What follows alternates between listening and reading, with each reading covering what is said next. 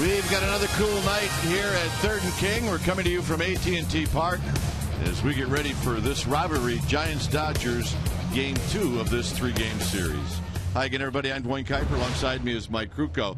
Well, the Dodgers really, they had it their way last night against the Giants. Giants are trying to turn things around. The Dodgers had their ace last night. Tonight, the Giants have their ace in Lincecum. Well, and Tim Lincecum's the kind of pitcher that when he takes the mound, he makes everybody a little bit better, and they need to get a little bit better. Right now, they are 4-6 as a team coming into tonight's ball game, and the one thing that has really slowed them down is their inability to play consistent defense. Now, with Lincecum on the mound, all you have to do is get this guy 3 runs, and that's what history would tell you.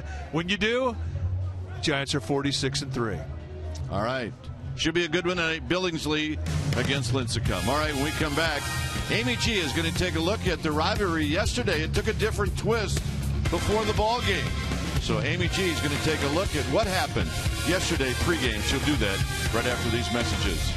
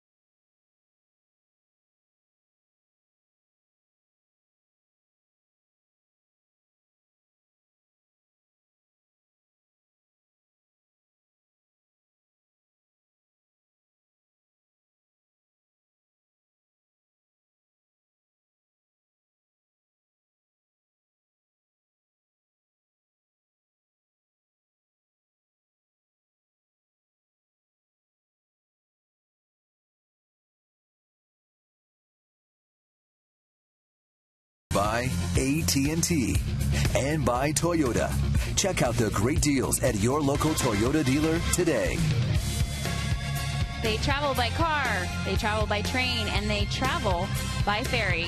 A look at some San Francisco Giants fans on their way to Game 2 between your San Francisco Giants and the Los Angeles Dodgers. Welcome back to AT&T Park. I'm Amy Gutierrez. Last night's game dedicated to assault victim and Bay Area resident Brian Stow. Nearly $70,000 was raised here at AT&T Park, and more than $60,000 raised in Southern California at Dodger Stadium, where they held a donation drive-through center, all to go to the Brian Stow Fund. end. Both teams took the field, and Jeremy Affeldt and Jamie Carroll both spoke and addressed the fans. Here's a look back at Jeremy Affeldt's emotional message. We also want to thank you for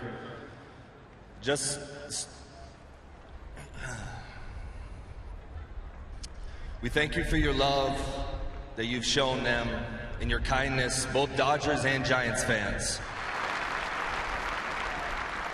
And I don't think I need to tell you guys about the Dodger-Giants rivalry. It's one of the most storied rivalries in the history of the game. But in honoring that rivalry and honoring the Stow family, we ask that you respect that rivalry.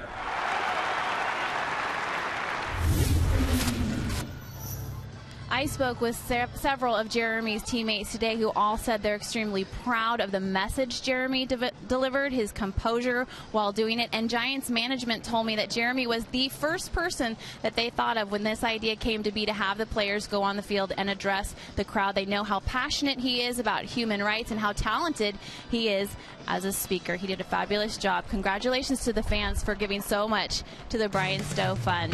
Game time coming up shortly, but first, after these messages, we check in with our Sportsnet Central studios.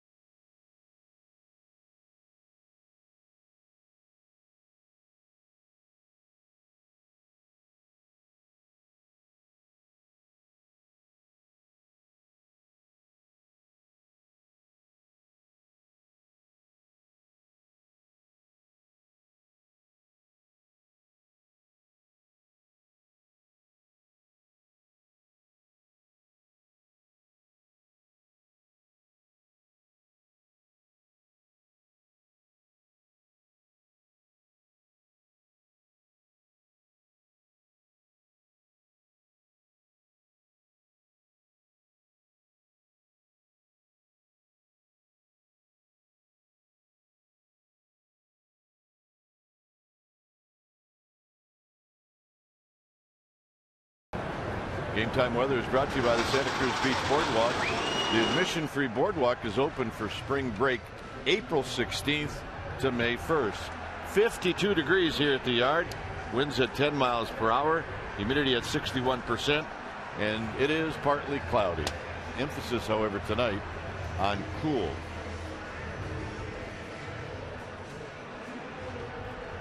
Dodgers lineup.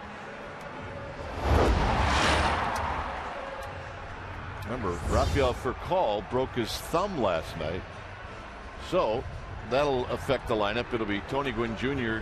leading off, followed by Jamie Carroll and then Andre Ethier. Matt Kemp will be the cleanup hitter. Then it's James Loney following Kemp. Uribe will hit 6th. Barajas in the 7th slot. Then the local kid Miles will hit 8th. And Billingsley will pitch and bat 9th.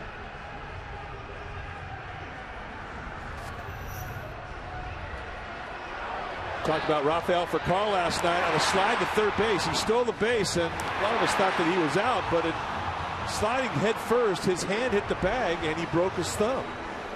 And they're telling us he's going to be out 6 to 8 weeks. So a big blow to the Dodger lineup as they lose their leadoff hitter. Ivan De Jesus Jr. has been called up to replace him on the roster. And Jamie Carroll's going to get a lot of playing time at shortstop. He filled in for Furcal last year when Furcal went on the disabled list, and he did a very nice job. So Jamie Carroll, very capable of playing good baseball at that position as the Giants take the field, led out by the 2-time Cy Young Award winner Tim Lincecum. Indeed, Lincecum, the starting pitcher tonight for the Giants, and these are his numbers. He's 1-1 with an 0.64 ERA, 8 hits allowed in 14 innings, 18 strikeouts in those 14 innings against just 3 walks, 11 base runners in those 14 innings. And the opposing hitters are hitting just $160 off of him. Lincecum, 26 years old. He'll turn 27 in June. He's 5'11", 165-pounder in his 4th year at the big league level. Against these Dodgers, 5-2 with a 3.07 ERA in lifetime. And he's got 4 ways he can go at you. A fastball that'll go 90-95 depending on the grip. He throws a curveball, a slider, and a split, and they all have downward bite, and he can strike you out with any of them. He has got as good a strikeout stuff as anybody in this league. Defensively behind Lincecum tonight, the Giants are going to set it up this way. Starting in your outfield, left to right, it'll be Burrow, Rowan, and Huff. Tejada and Sandoval on the left side of the infield. Sanchez and Pelt on the right side. Buster Posey, he'll be in the squad. And putting down the signs for Tim Lincecum as the Giants try to stop this little 2-game slide. Against the Dodgers this year in 5 games, they are 1-4. The Dodgers have had their way with it. So we're just about ready for baseball here at AT&T Park. Game 2 of this series, game 5 of this homestand. And the first start for Lincecum at home this year.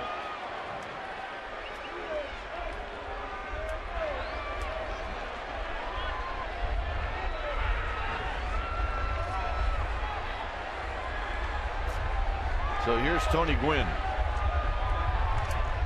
In the third is Sandoval. Belt will play on the edge of the grass at first, and the first pitch of the ball game is a called strike. Sam Holbrook, the plate umpire, has got a high strike zone. He will miss some knee-high corners that you're used to seeing other umpires call strikes, but overall he's a pretty good umpire. So the 0-1 pitch to Tony Gwynn is hit foul down the third base side, and it's now 0-2. It'll be Gibson, Ticknor, and Jerry Davis rounding out the crew.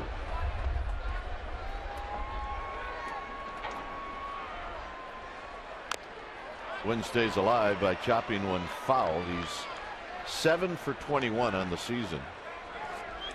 He's got a couple of extra base hits.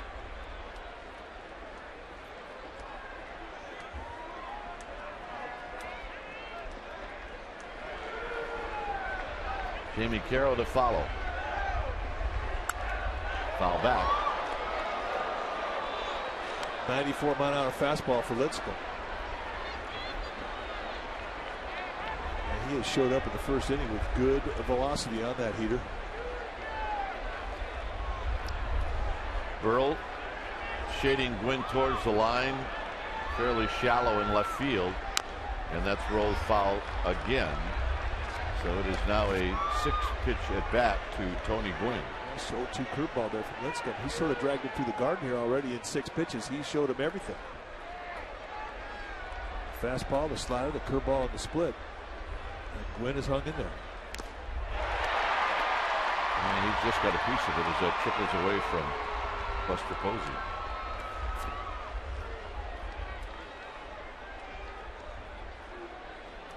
Dodgers winning last night 6-1. Sloppy game played by the Giants.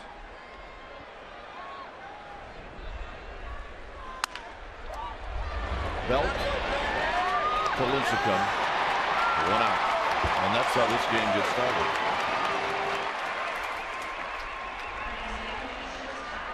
So Gwynn did a good job of forcing Lincecum to throw all his pitches. Gives everybody a chance in the Dodger dugout to take a look at what Lincecum's got. Well, he could give an excellent scouting report when he gets back to that Dodger dugout because he's seen everything.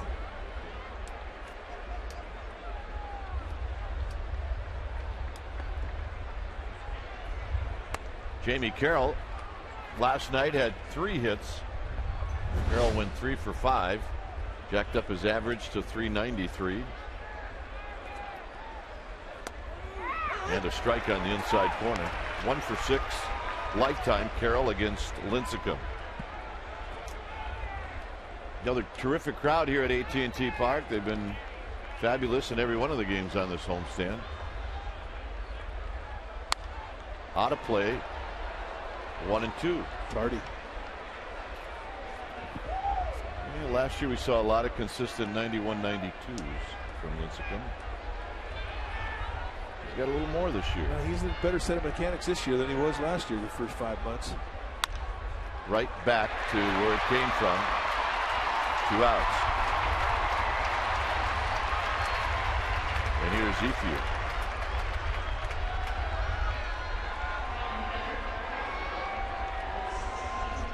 Ethier last night 2 for 4, knocked in a pair of runs. He's off to a good start. He's hitting .368.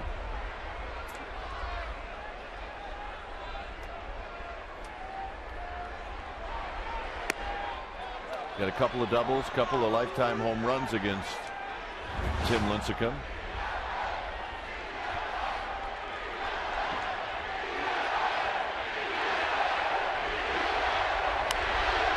Foul back.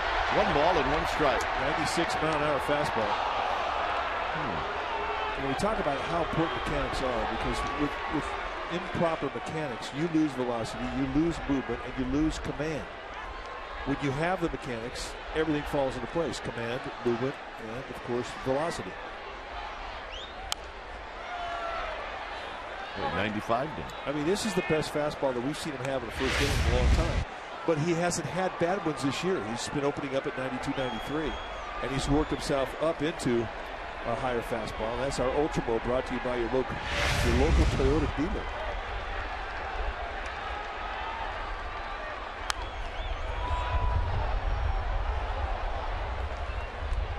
And he knows he's got a good fastball. That's one thing you can feel right away. And that's the first pitch you try to establish down the bullpen, getting loose before you come into the game. You try to establish your fastball first.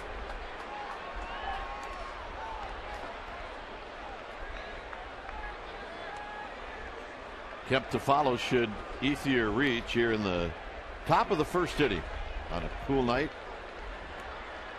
by the bay, AT&T Park, as the sun starts to set.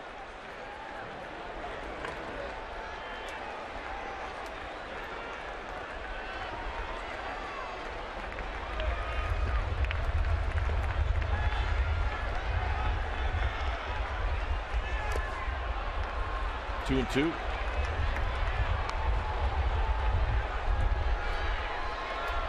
Last pitch is split finger fastball.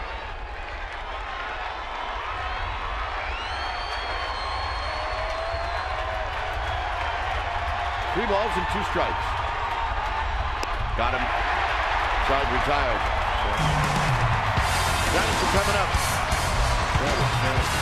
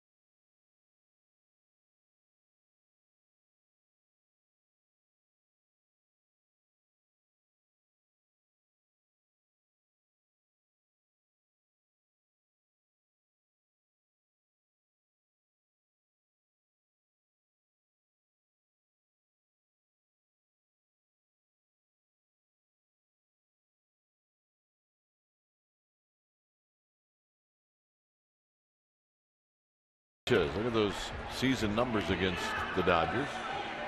Huff, Posey, and then Sandoval. Burrell will hit in the 6th slot. Then it's Tejada, Brandon Belt, and Tim Lincecum.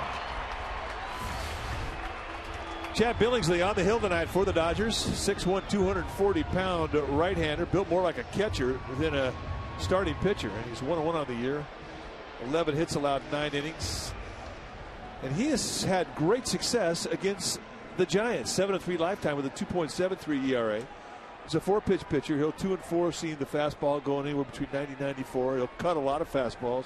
Has a good curveball changeup combination. And he's a strike thrower. When he's right, he'll use both sides of the plate with consistency.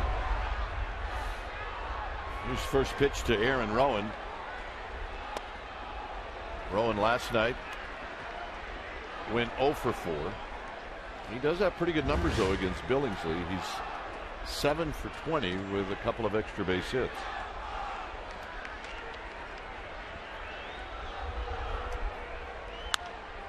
Rowan pops it down the right field line. This will be a long run for Ethier, and he will come up short.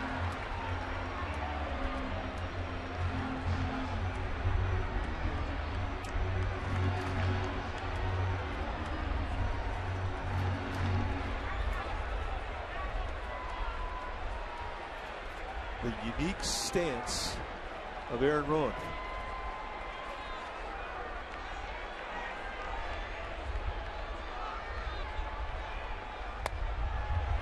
I don't think I've ever seen anybody take as much batting practice as Aaron Rowan. Yeah, he does. In all the years that we've been around this game, this guy works and works and works and works. Jamie Carroll, he gets work,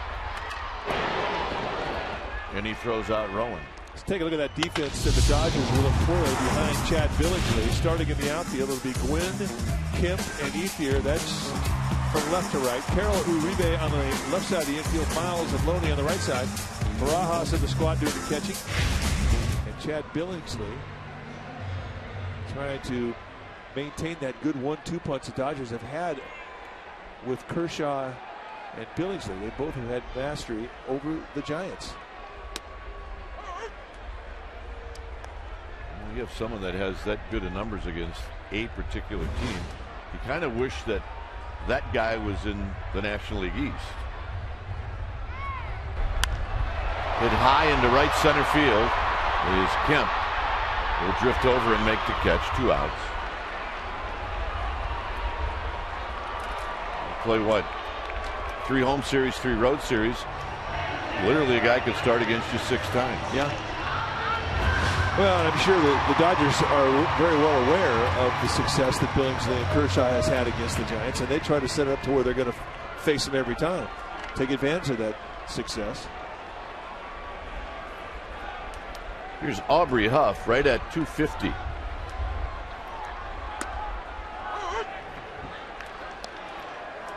couple of hits yesterday. Really good swings, too, and I think that's the thing that he's been working on.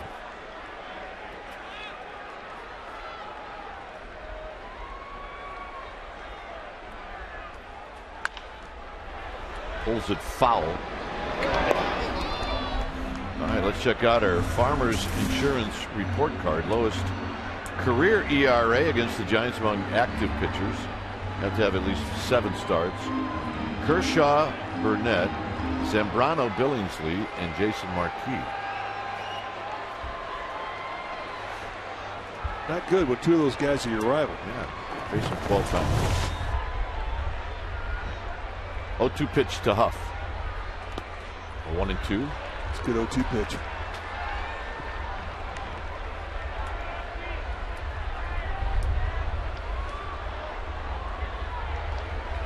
Buster Posey to follow should Huff reach here in the bottom of the first inning. Just underway.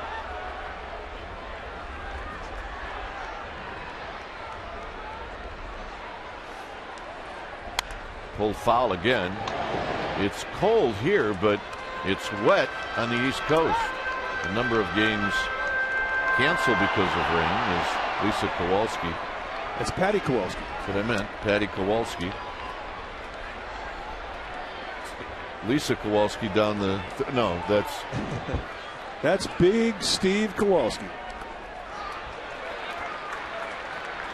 And both Patty and Steve have been ball dudes before. Steve has been at fantasy camp, and it's his company, TimeWorks, that made the clock out in center field. Yep, that one right there. We count on that clock. We do. 2-2 to Huff. Got him swinging to end the inning. Lincecum, Billingsley both go 1-2-3. Second inning coming up.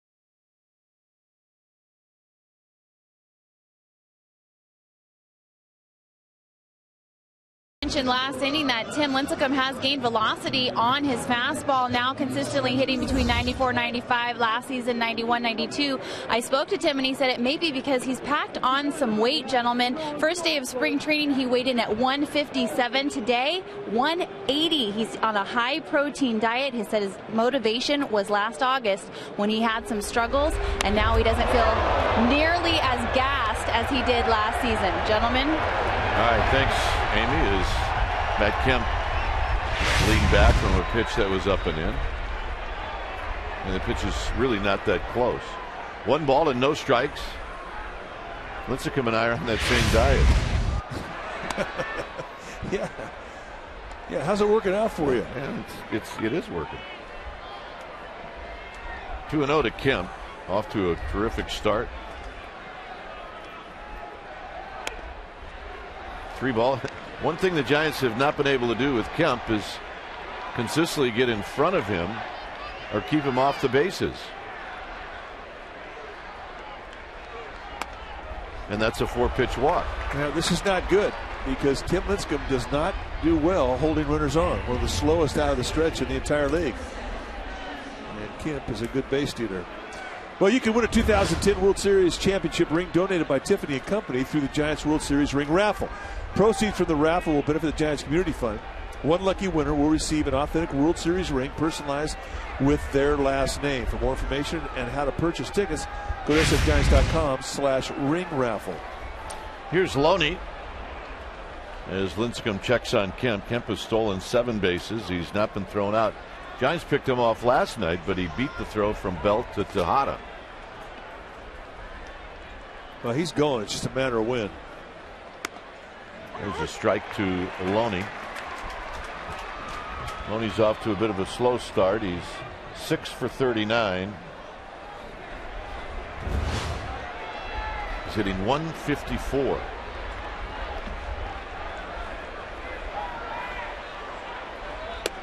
Down low to even the count. 30 guys tried to steal off of Tim Lincecum last year. 27 were successful. That's something that he and Dave Urghetti are concerned about. They're trying to get faster out of the stretch. That was 1.18. That's fantastic. Anything under 1.25 seconds is excellent. But you can't be so quick that you lose your stuff and your ability to command your stuff. There's a fine line. Fouled at the plate is 2-2. Kemp looked like he thought about it, but at the last second changed his mind. And that was 1.05. That's one of the best unload times I've ever seen him have. He knew it was an area that he had to improve upon.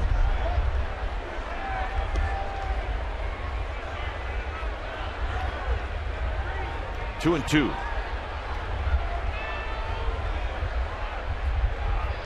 Lincecum holding Kemp, and it freezes everybody, and that was his intent.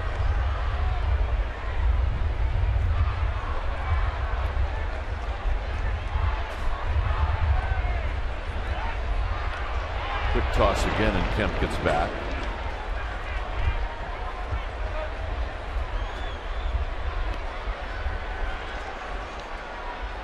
Loney 5 for 30 in his career against Tim Lincecum. 2 balls, 2 strikes. Nubbed. Sandoval will go to first, and they get him. Sandoval had a little tough time trying to find that ball in his glove, but he still had enough time to get Loney, although I think his first intentions were to go to second. Yeah, he was thinking about getting the lead gone. Watch it right into the glove. Now he picks up the runner. Does he have a play there? No, he does not, and he quickly shifts his feet and squares up to first base. And almost hits second base umpire Todd Tickner in the ear. That would not have been good. Here's Uribe. Uribe waits on Lincecum, and he fouls it out of play. Nice catch by a fan who leaned over and plucked it before it hit that railing.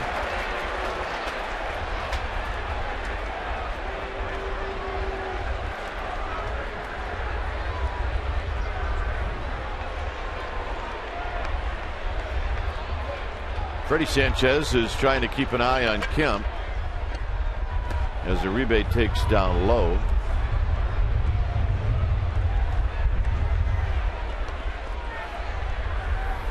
Uribe last night went 1 for 4.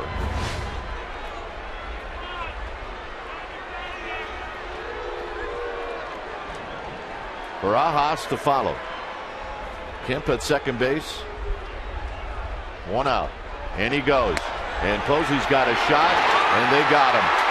See you later. And that was Lincecum with a no-look.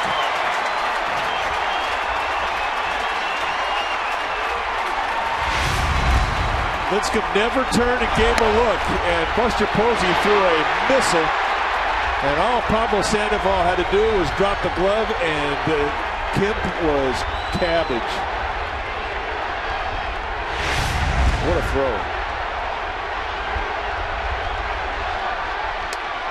Very high with a fastball. It's 2-2. I am so impressed with what we've seen tonight with Lincecum out of the stretch. I mean, this is major improvement. There's the one part of his game where he was lacking, and that is no longer an issue. Great job of holding the runner. And he did it with a no look, but his unload time was 1.12 seconds. And that's almost 3/100ths of a second, or 3/10ths of a second faster than what he normally was.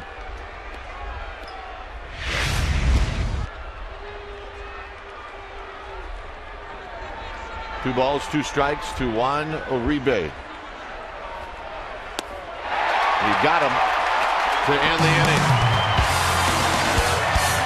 Giants are coming up.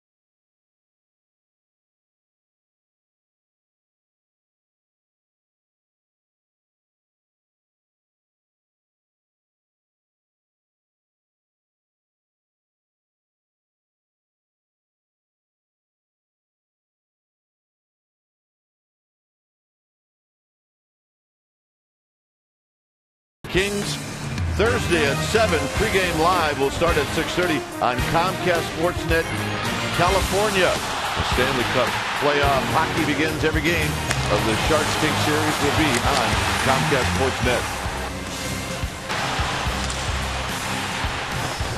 Here's Buster Posey.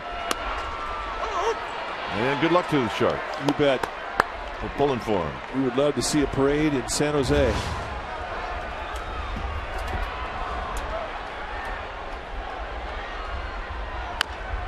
Pulled on the ground, foul.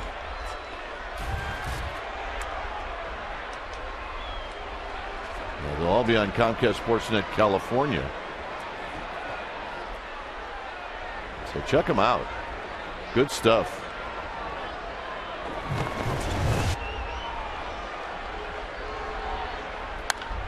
Posey to the right side. Miles from the outfield grass will throw him out.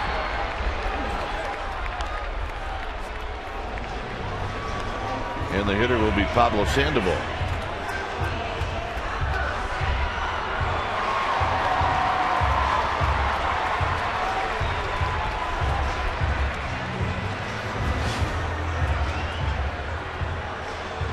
Sandoval hitting .382.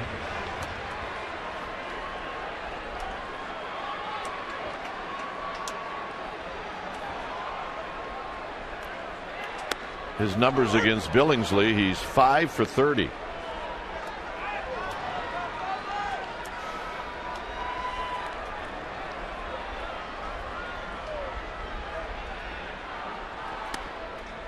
And a close pitch, but it goes to Billingsley, and it's 0-2. And that's what he can do. I mean, he's got a real compact delivery, very easy delivery to repeat the stroke, and he can control those corners. Doesn't give you a lot of meat to chew on. You have to try to beat him on those sides. Fouls this one over the head of Pat Burrell, who's in the on-deck circle.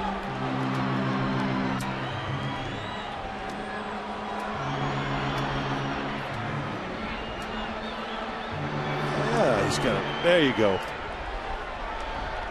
He had one job after he had it, and he just fulfilled it. Nice going. Give it to your date. Very high, 1-2.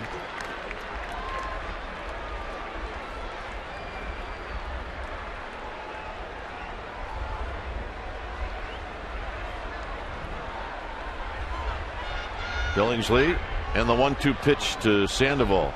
And Sandoval skies it to shallow left field. It'll be Gwynn coming in.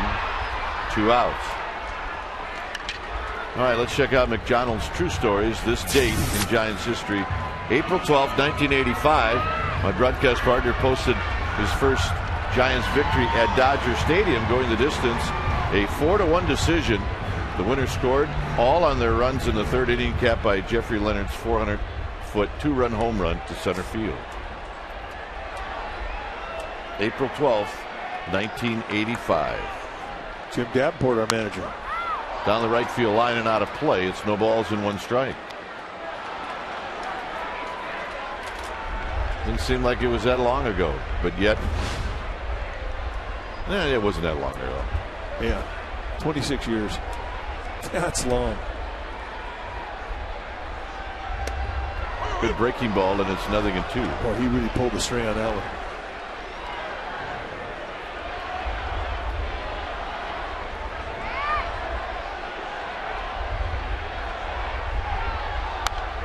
Burrell tomahawked that fastball. It's 0-2. Last night he hit one down the left field line. He hit it off the foul pole. He said he hit it, and it started out where the number 36, Orlando Cepeda's number, up where the retired numbers are.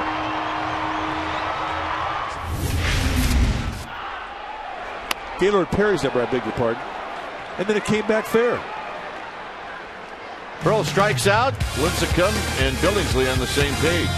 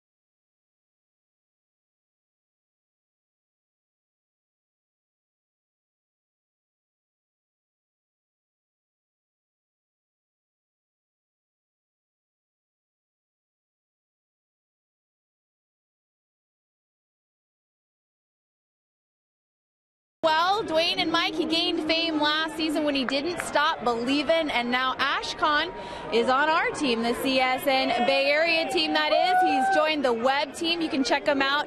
An authentic fan with Ashcon. It's on csnbayarea.com. Authentic fan with Ashcon. It's a Giants community by fans for fans. Check it out, gentlemen. All right.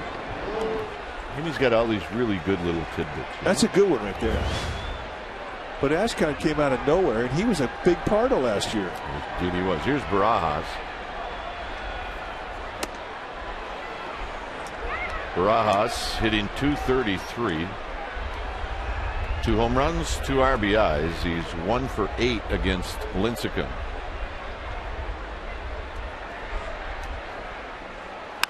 And he pulls the 2-0 pitch foul. Oh, Steve Kowalski. Himberger. Kind of a get-it-in fastball that left. It was the first pitch. Down and in, and he just golfed it out of here. He's got power. 2-2.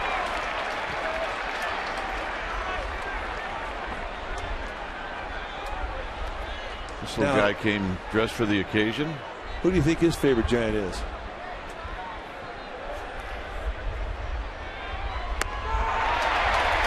Three strikeouts for Lincecum. Well, Giants baseball at Comcast Sportsnet Bay Area is brought to you by the Solar Company. Visit thesolarcode.com for details about their new zero-down lease with monthly payments as low as $99 for qualified buyers.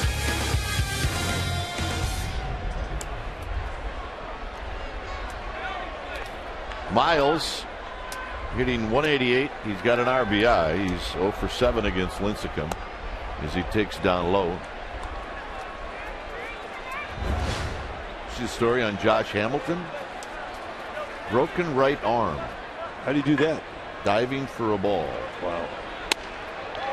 Expected to miss 8 weeks. No. Diving into home plate. Ouch. Miles takes a 2-0 strike. He said he called the play really stupid. Well, it's easy to say when it's all said and done. I'm going to miss watching him play baseball. Miles steps out of the box just briefly. Is Billingsley waits on deck. Just above the belt, 3-1.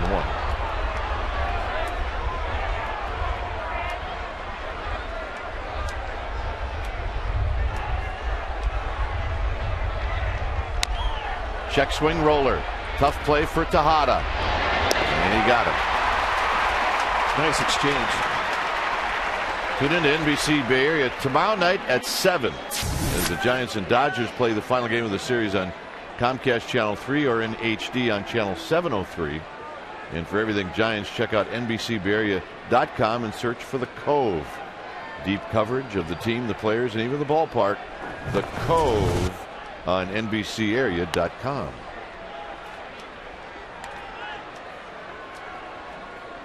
Billingsley is 0 for 2 on the season. And the count is now even.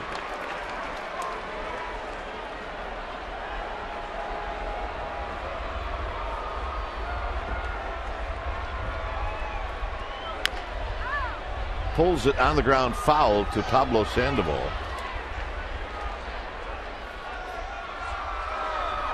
Hi, Mom, Dad, roommate, Shorty, brothers, sisters, cousins, aunts, uncles, Chewy, Bella, boss, grandma, co-workers, friends, teachers, and all Giants fans. Good. Got it covered. Sounded like my acceptance speech in high school. Out of play. It stays 1-2. And all I won was a hall pass. Those that time could be pretty valuable, I got to tell you. I thought so. Billingsley bounces it foul. It stays 1 ball and 2 strikes.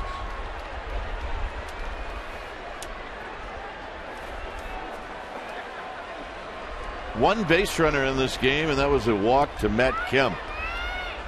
It's been a duel early on between Billingsley and Lincecum. Billingsley hits it to Tejada, and this will be a 6-3 putout to retire the side. Tejada is going to lead things off.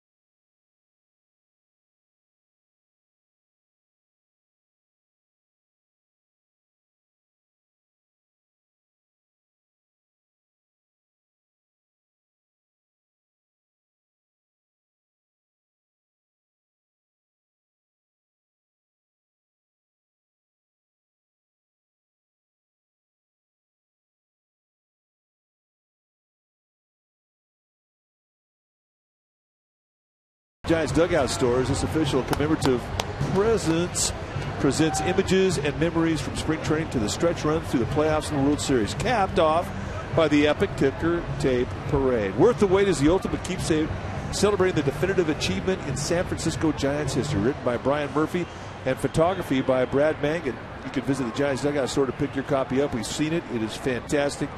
And Brian Murphy did it right. You'll enjoy it.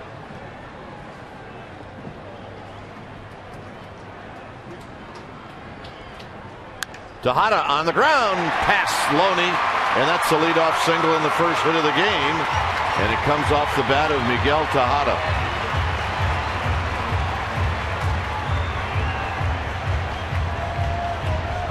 And that'll bring up Brandon Belt.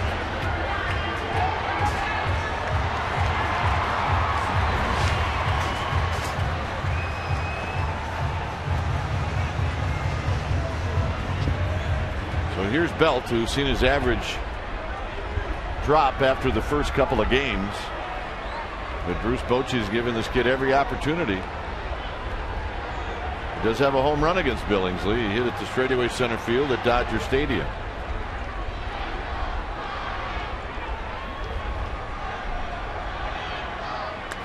Nice play by Barajas. 1 ball and no strikes. Open them up with a little slider. They've been working that inside corner with hard back foot sliders, front door sinkers, and then they elevate with 4-seam fastballs above the hand on the same side of the play. They really haven't given him much to chew on in the outside part of the strike zone. It's just been in, and then in again. Tejada gets back. He didn't have much of a lead at all.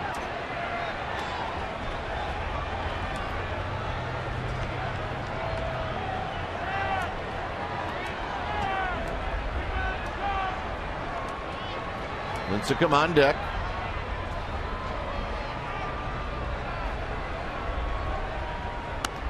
Two balls and no strikes.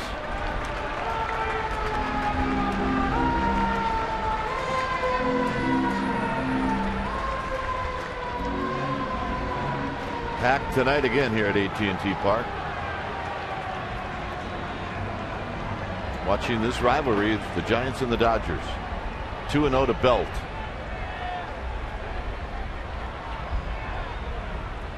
Swing and a foul into the glove of Barajas. The home run off of Billingsley. Second game of the year. Fastball out of the plate. He took it to the deepest part of Dodger Stadium. And that was a 3-run shot.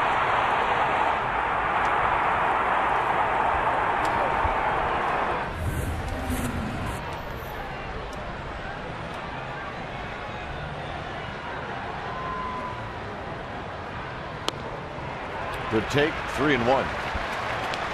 If you're struggling, that's a hard pitch to take.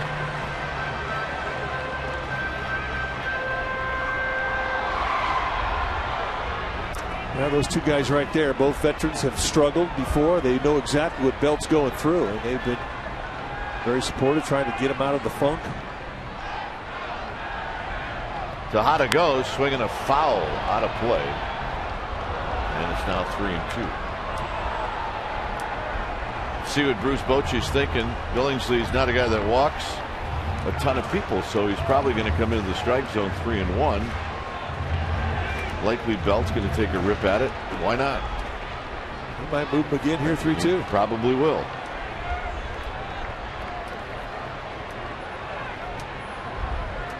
Three and two.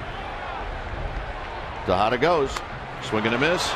Tejada's going to be out by a mile. You're banking on contact with Brandon Belt.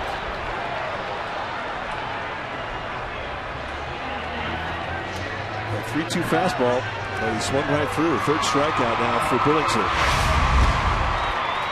Just rear back and country hardball him right through the belt, out over the plate. And that's really the pitch that he's been looking for. Something away. And it's kind of put it out. Miguel Tejada out by a bunch. Strike him out, throw him out. Here's Lincecum. Lincecum on the year is 0 for 4.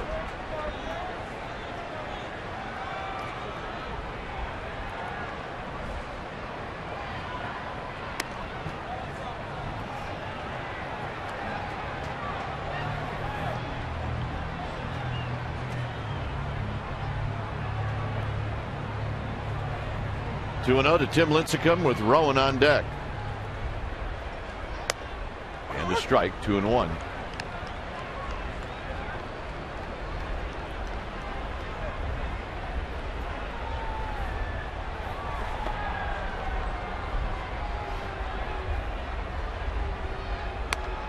Two and two now to Lincecum.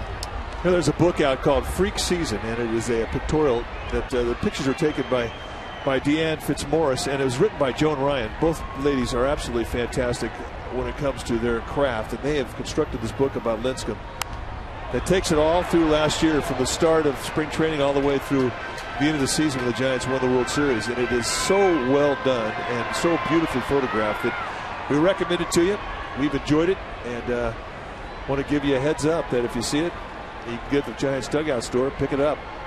It's pretty cool. 2-2 pitch. Foul back. Flip through it today and relive some of those great memories of last year through the pictures.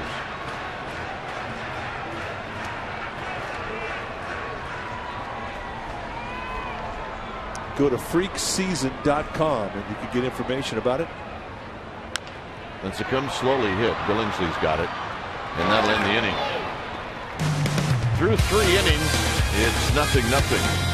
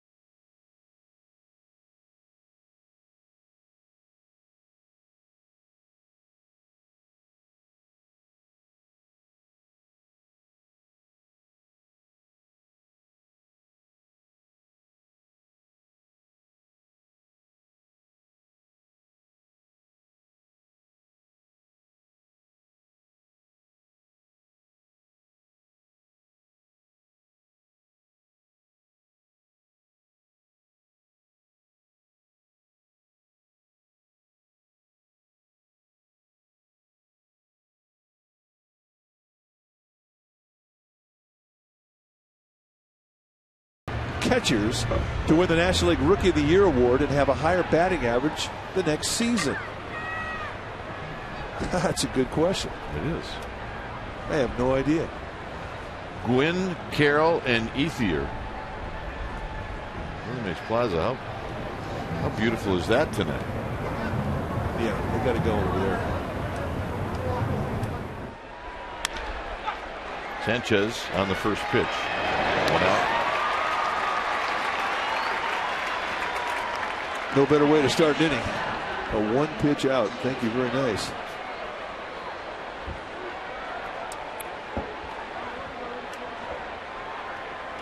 Jamie Carroll bounced out 1-3. Arizona is leading the Cardinals 8-3. Arizona scored all those runs off of Chris Carpenter. We've kind of got that game on in the background here, and we've seen a lot of balls leave the park. Upton and Young have homered in that game. Excuse me. Sorry. Excuse me. Sorry. Excuse me. Sorry. Sorry. Excuse me.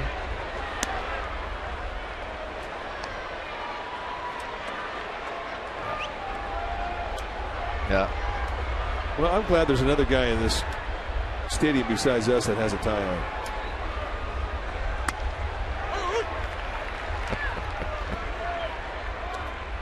Two balls and 1 strike. Could be a first date. might be one where you have to impress. There's a shot into center field and the first hit for the Dodgers.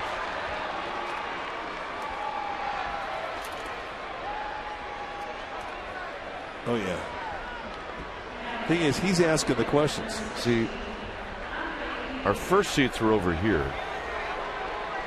And then I upgraded a little bit, and now we're here. See, you can see a little better from this angle. And don't I have a bitch and tie on?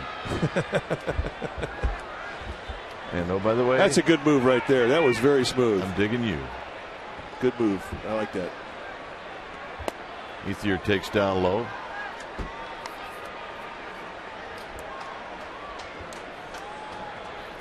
Ethier struck out swinging in the first inning.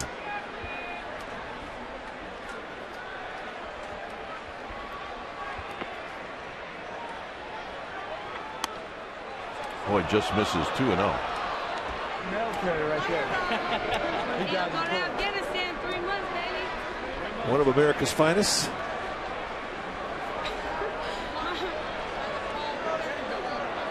Welcome to AT&T. 2 balls, no strikes to Andre Ethier. A timeout is called.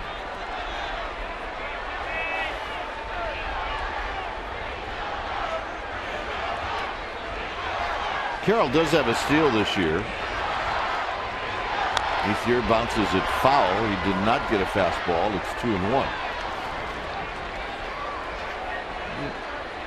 Ethier's got that ability to pull that ball in the hole, so it's unlikely Carroll would be going.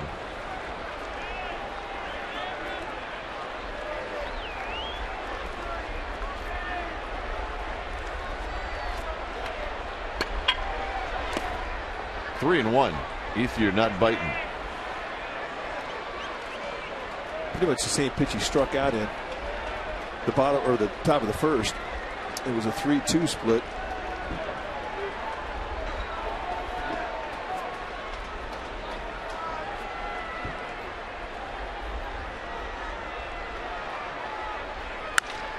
Up the middle and a base hit.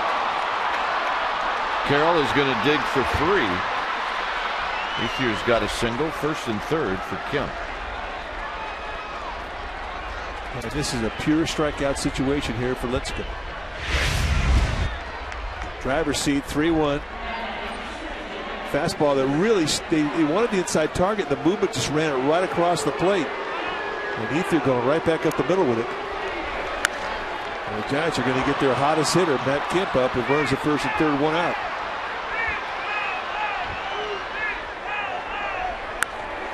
One thing about Jamie Carroll, I mean, he sees that ball in front of him and he knows he's got third.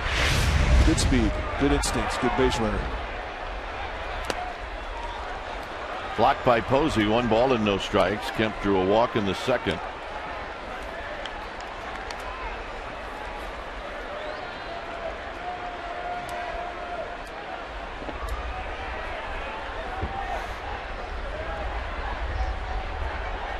Lincecum does have an open base. He does not have to give in to Kemp. 1 ball and 1 strike. Excellent changeup.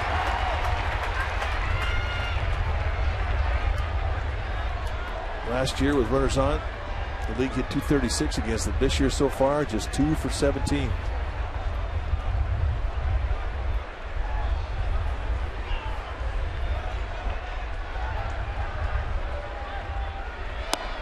Low.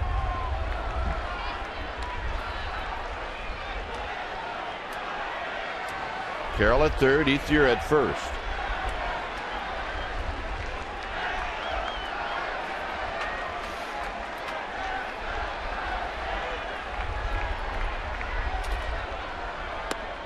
Three and one.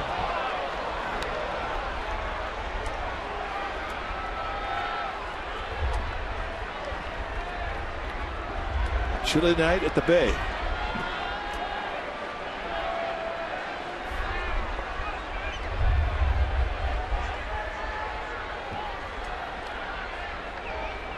Three balls and 1 strike.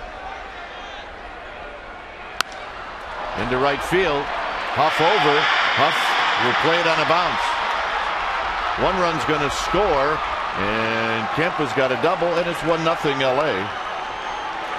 And that's the kind of year Kemp is having. Oh, he's off to an incredible start. Sit up on the outside part of the plate. Little slider, and he stays inside. It goes with the movement to right field. Boy, look at how deep that ball's getting in. And that knob was right out there on the lead. That's a beautiful swing. But the thing about Kemp has been so impressive is how he has made you come to him. He does not go out of the strike zone. Here's Loney. Loney takes the strike.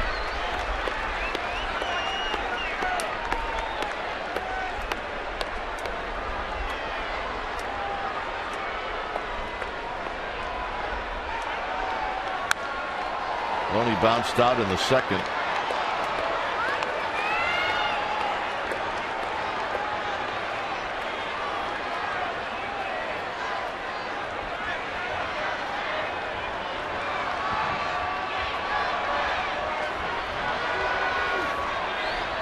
Ethier at third, Kemp at second.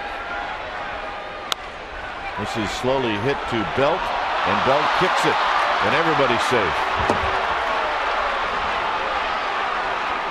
Belt may have taken a peek to see where Ethier was, and in doing so, he could not come up with it cleanly. Well, Ethier was coming home, and if he fields it cleanly, he's got him out by a bunch. And the Giants' defensive woes continue.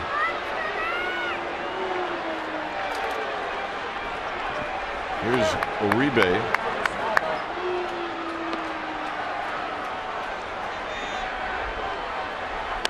Down low, 2-1 Uribe.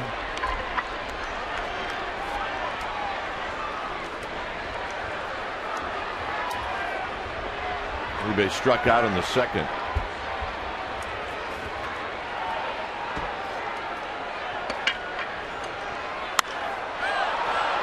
This is deep to right field, and it is off of archway number 1. Kemp scores, Uribe with a double, and it's 3-0 LA.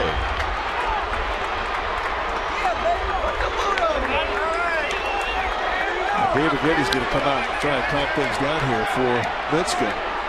Nice opposite field hitting from Kemp and Uribe in this inning. Ball was up, and Uribe going right with the outside location.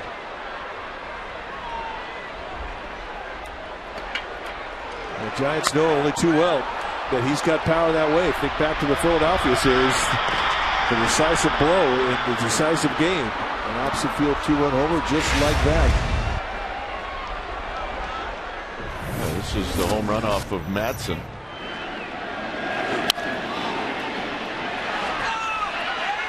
Very similar. Here's Barajas. Barajas struck out in the third. Now the Giants will play the infield in. And a strike to Barajas.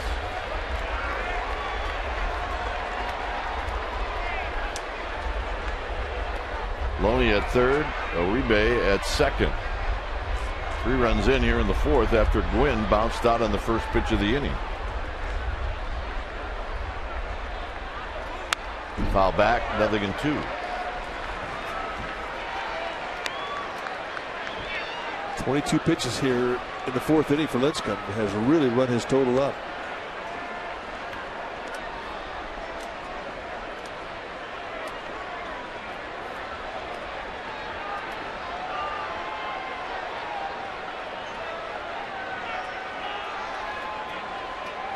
Oh, 2 to Barajas. And he chops it foul to stay alive.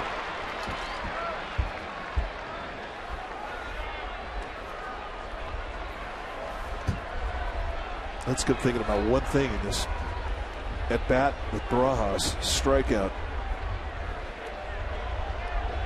And Barajas knows it. I mean, he's thinking one thing. don't strike out. Infield in. He's just trying to make contact. Up and in. 4 hits in the inning in the air by Belt.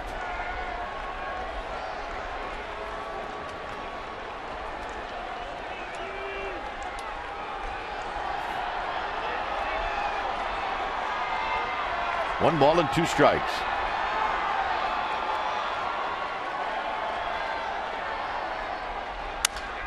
Breaks his bat to Sandoval. Sandoval will come home, and sliding and out at home is Loney. Nice play by Sandoval. That is not an easy play. And we're going to make it our 4th right choice. I mean, you get a lot of things going on in your vision. I mean, the bat's going up the middle. You're focused on the ball. You see the runner down the line. Watches it right into his glove, and a strike to Posey, and plenty of time to put the one-handed tag on Kemp. Kemp going on contact, put the pressure on the defense, as you should. But the Giants answer and make a nice play defensively. So here's Miles. Uribe goes to third. Barajas, the runner, at first.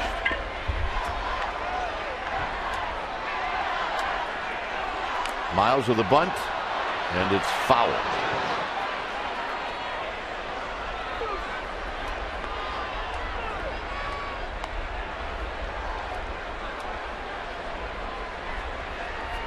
You like that play with the pitcher on deck? Well, I mean, if you can catch somebody by surprise, yeah, it's a good play, but it's got to be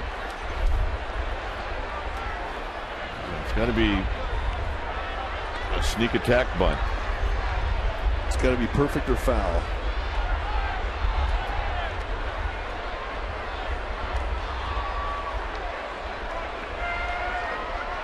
I don't know. With the pitcher on deck, I think you got to swing it. Well, I'm assuming that Miles is thinking that Uribe is going to score on the bunt. Well, Uribe was coming down the line. If there was going to be a play, that probably would have been a play at the plate.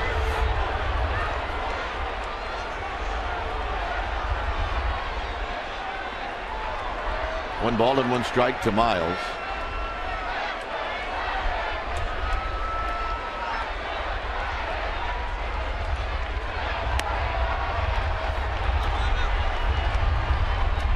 With an open base, you can work corners and have it in your mind that every pitch is an 0-2 pitch here. For Miles, I mean, he really has to expand the zone here.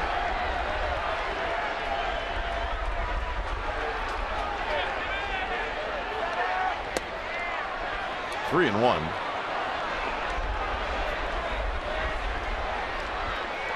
This has been a long inning for Tim Lincecum. Started out quick. 1 pitch, 1 out. You're thinking, all right.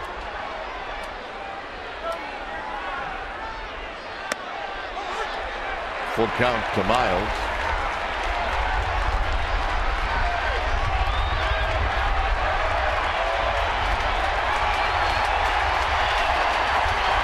He looked like he was taken all the way.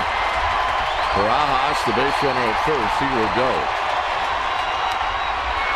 And Miles chops it foul.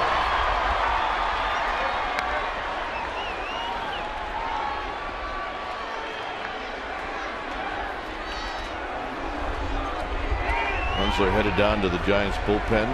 80 pitches now for Tim Lincecum.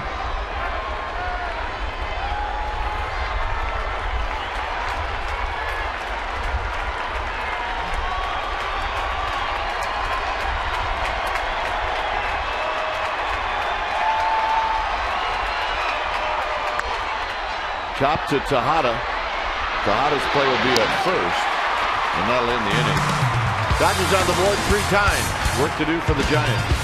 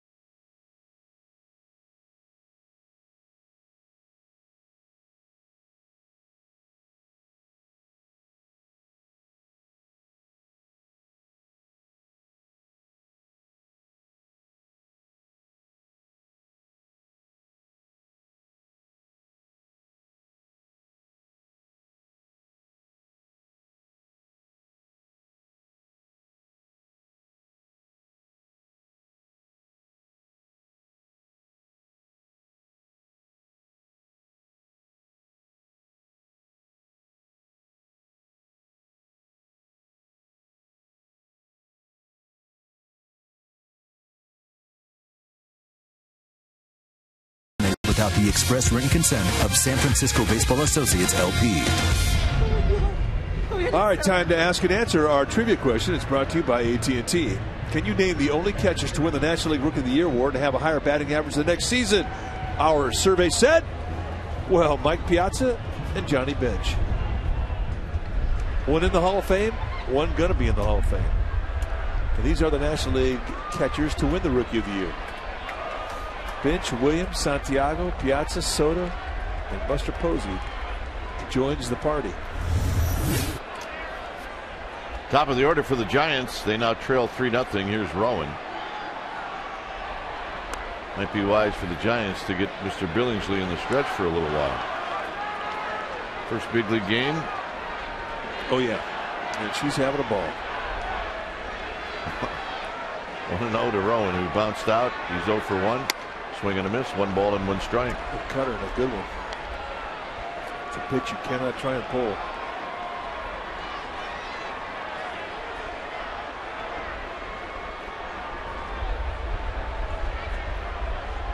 Sanchez on deck. Fouled. It's now 1-2. Another tie. He's got his orange on. A little warmer than I do.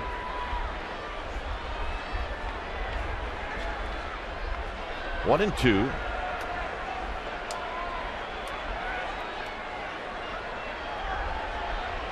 And Rowan just got a piece of it.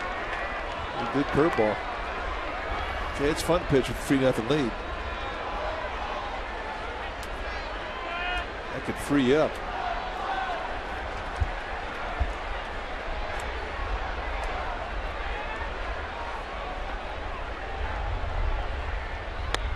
See you later.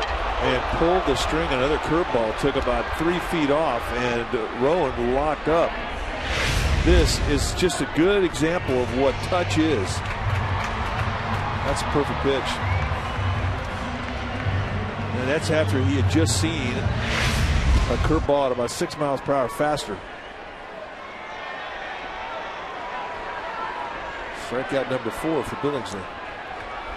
Sanchez hit a fly ball to right field. He's 0 for 1 and he takes a strike. He's in a good groove right now, Billingsley, as was Clayton Kershaw last night.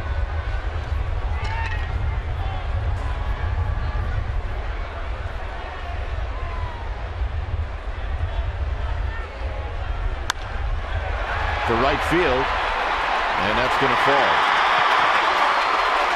Sanchez going for 2, and he's going to make it as the ball gets away. But it's Tony Gwynn backing up. A double for Freddie Sanchez.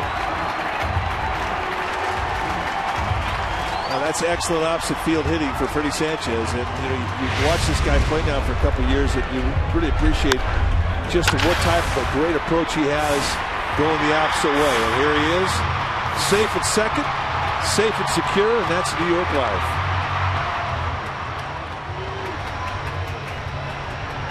One more look at safe at second. Aubrey Huff struck out in the first. Sanchez at second, 1 out.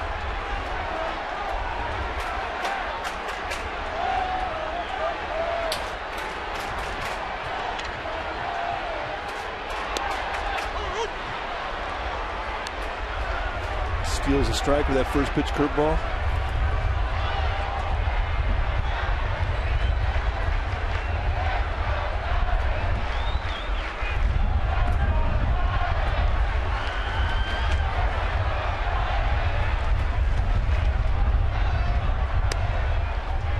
Low and away as that ball tailed. It's a ball and a strike to Huff. 3-0. Los Angeles. It's a problem with Sanchez at second base. 1-2.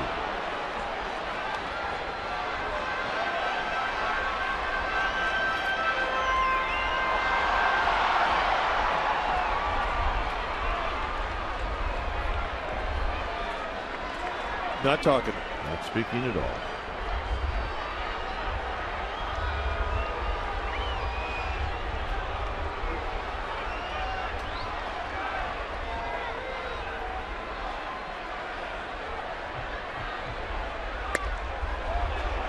Good take. Very close. 2-2. Phillies wanted that one. Posey watching from the on deck circle.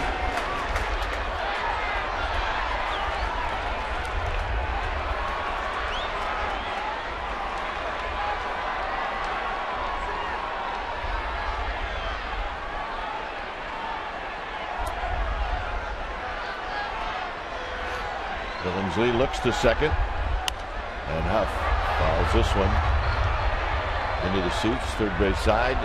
It stays 2-2.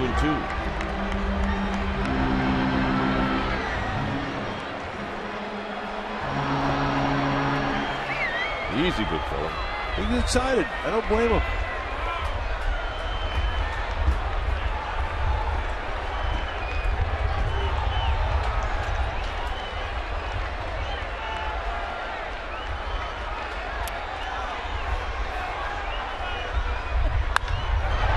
This one very high into right center field. Ethier puts it away. 2 outs. Yeah, he's not going to be happy with that one. Giants need to get on that board. They need to answer that 3 spot they gave up in the top of the 4th. And when you're hitting cleanup, you're hitting 3rd, and you're hitting 5th, and you don't get it done, and that's an at bat that hurts. And you can see the frustration.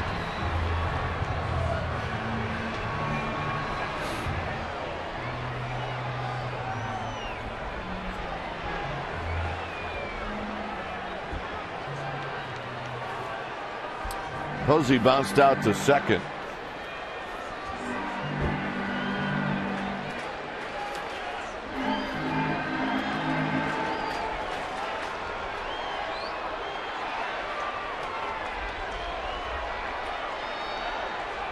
Eric Miles, the second baseman for the Dodgers, is about 3 steps on the outfield grass, defending Posey.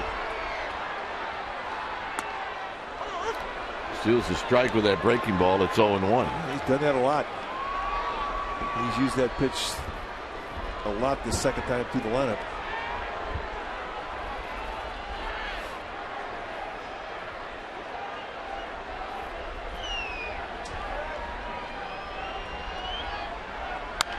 Out of play. Billingsley comes back with a fastball. It's now 0-2.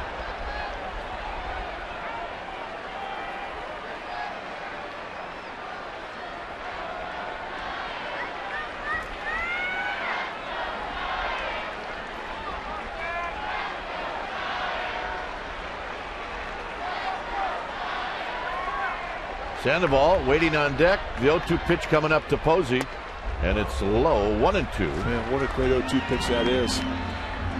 Hard curveball off the plate away, and it crashed late and it crashed hard. This pitch here gets a lot of swings and sees.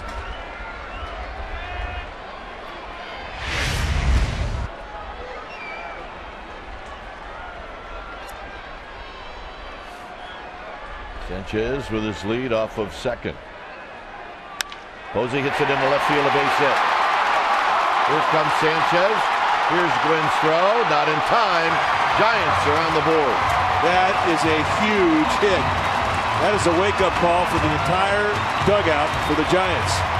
And it comes in a 2-strike, 2-out situation for Buster Posey. This is money hitting, folks. He spit on the 0-2. He gets a 1-2 fastball out of the plate. They wanted it up and in. A mistake to location, and he delivers.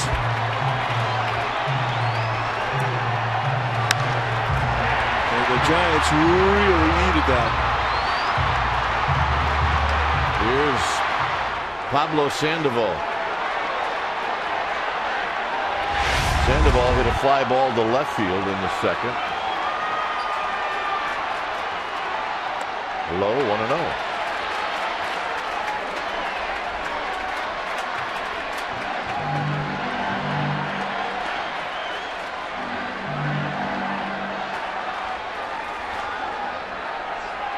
Good numbers for Sandoval.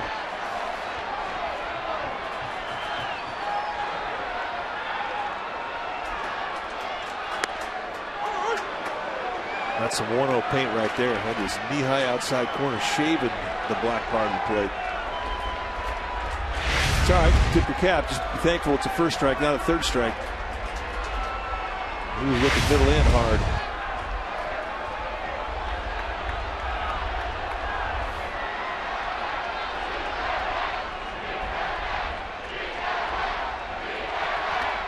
Two balls and a strike. And that really is a pitch to a scout report. Last year, he's swinging at that. Pablo Sandoval has been much, much more selective this year.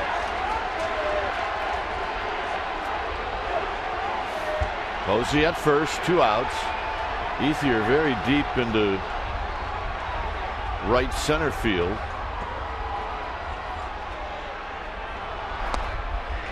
Three and one.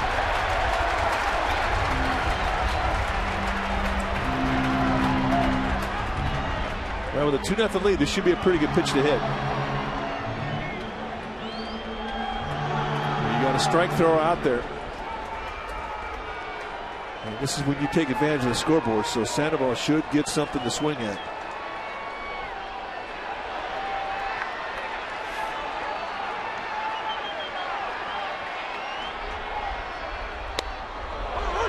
With a breaking ball, it's now 3-2. That's a great pitch. Just about the last thing I would have expected. Yeah, and that's exactly what Sandoval was thinking.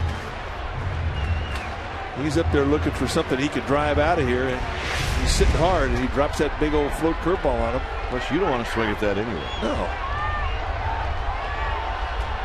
But if you throw it here, you got to swing at it. Posey now will take off. It's 3-2. And he wants another curveball. On the ground, and that's a fair ball. And Posey's got a shot to score. Here he comes around third. Sandoval digging for 3, falls down, and it's a 3-2 ball game. Another great 2-strike, 2-out at bat, and that was not a hanger.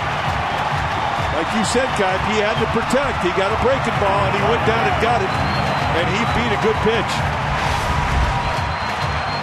3-2 down and in, and I mean, I'm talking shoe top high. Rakes it right past Loney, who had none chance. And once it got down in the bullpen with Buster Posey moving on the play, Tim Flannery did not waste any time. And Posey never broke stride.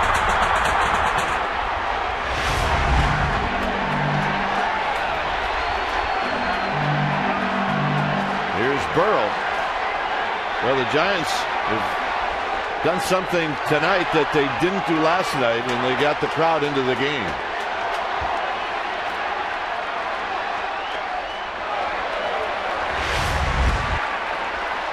One more look at Pablo Sandoval with the Toyota Ultramo, and that pitch was down below the knees.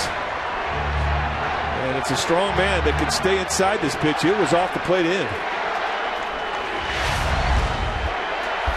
Strong man with a good swing.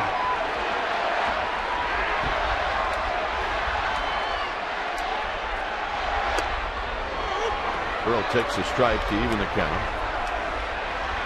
It's amazing what a couple of 2-odd base hits will do. Wow. Well, your point about getting the crowd into it's a good one. Because for the last 2 days, I mean, it's been pretty quiet here.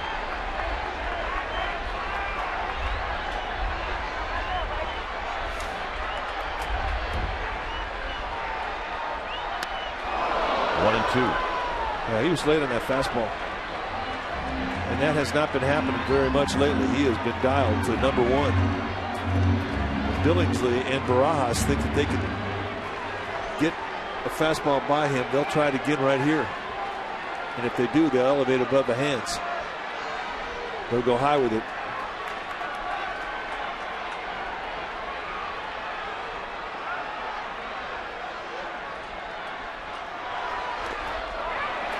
Sandoval thought about it, put on the brakes. Now they went down below the zone with a breaking ball in the dirt. And Pat Burrell, who has an excellent eye, I mean, he'll spit on those. If he chases, he's more apt to chase above.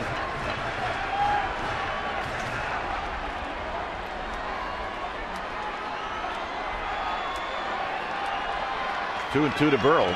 Tejada to follow. First base is open.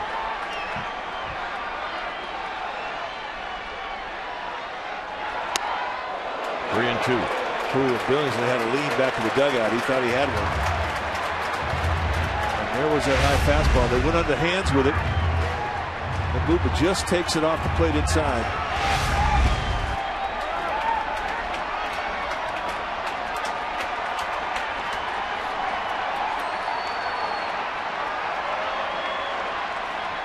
Now Burrow will ask for time.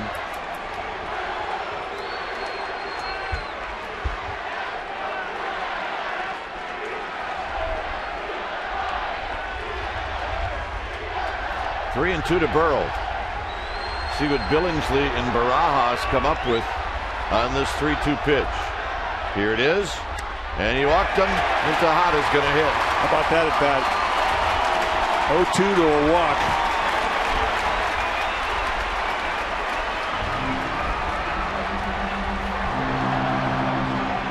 That's going to bring out Rick Honeycutt, the pitching coach for the Dodgers. And it allows us an opportunity to remind you that your home for Sharks King playoff action is Comcast Sportsnet California. It all starts Thursday night with Game 1 with the Sharks pregame live at 6:30. Every game of the series will be on the home of the Sharks, Comcast Sportsnet California. And all of us here at the Giants organization wish the Sharkies well.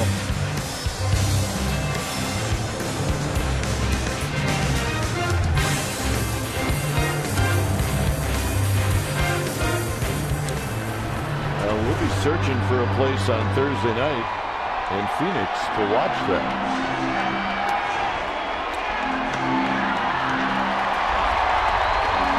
Here's Miguel Tejada.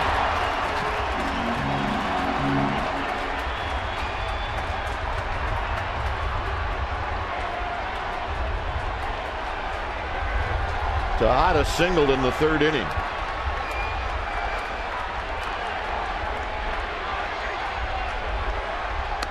Looks at a strike.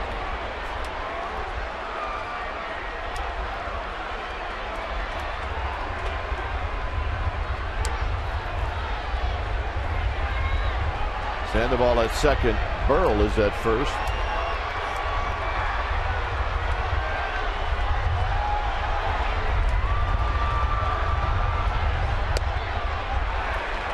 Well, the pitch count got jacked up for Lincecum in the top of this inning, and the same is holding true for Billingsley here in the bottom of this inning. And both pitchers have thrown over 30 pitches in this inning.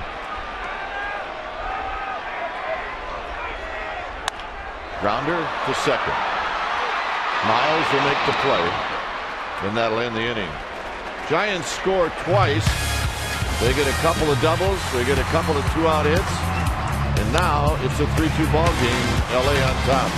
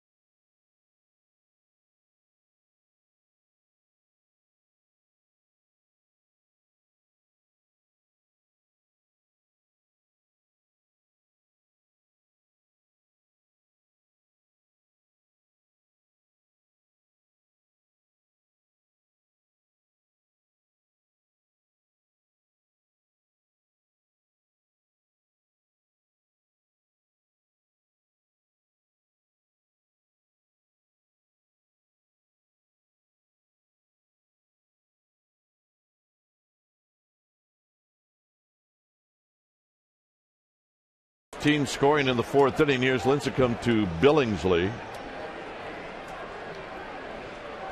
And Billingsley will take a fastball high. Now this is an inning where you really want to challenge yourself as a pitcher and get your offense right back in that dugout while they're feeling good about themselves. A shutdown inning.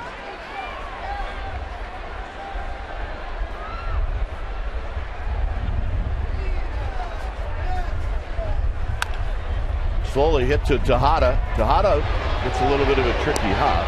And Amy G's here. Let's check in. Amy. All right, gentlemen, good news to report on Andres Torres and Cody Ross. Ross, who's been on the DL with a right-strained calf, came up to the field today, did some agility drills, ran some sprints. I spoke to him after. He said he felt zero pain and he could play in extended spring training games this weekend. And Andres Torres, now the Giants were supposed to make a decision today on whether or not to put him on the DL. They've postponed it because he's feeling so good. He's out of the boot and he is going to hit tomorrow. Very good news on those two guys, gentlemen. All right, here's Tony Gwynn. That is good news. No, that's real good news. And we were watching him in the outfield today, and he was taking balls off the bat during BP, and he was not holding anything back. He was moving well.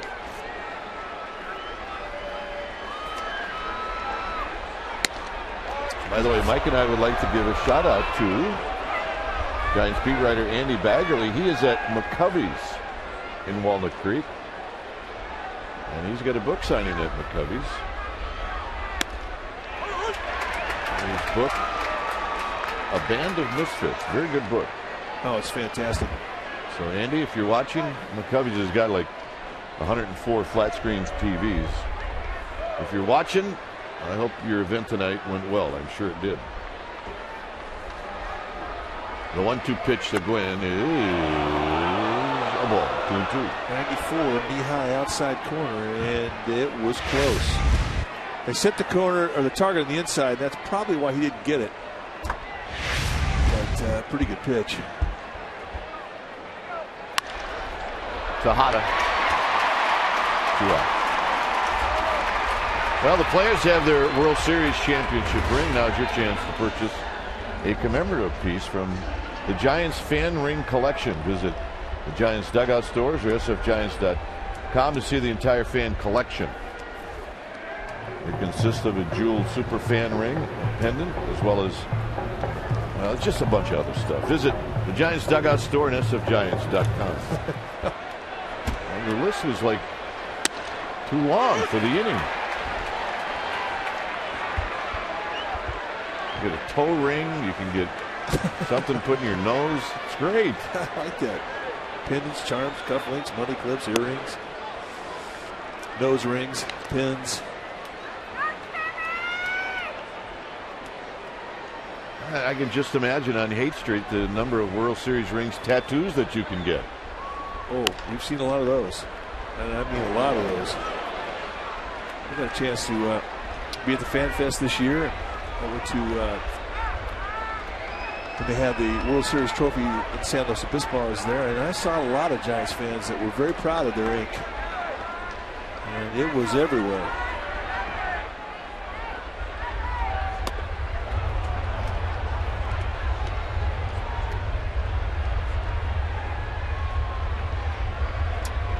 Two and two to Jamie Carroll, who is a gnat in your ear, by the way. Yeah. 3-2. The last pitch had a little bit of gnat to it.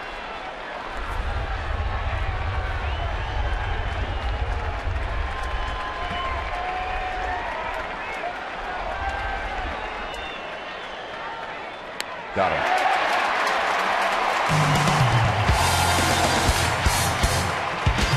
Belt will lead things off.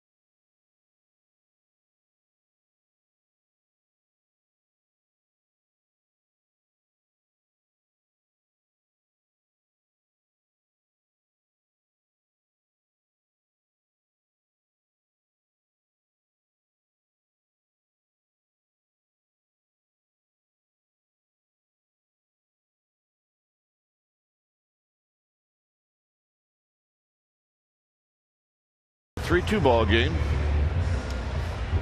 And the Giants will send up Brendan Belt. Lincecum, Rowan. 5th inning, Billingsley throwing pitch number 71. And Belt swings and fouls it at the plate, and it's 0-1. Belt struck out swinging in the 3rd. It was part of a strikeout throwout double play. And this is a guy they got to get going. That bat has definitely been getting heavier and heavier as this slump has prolonged.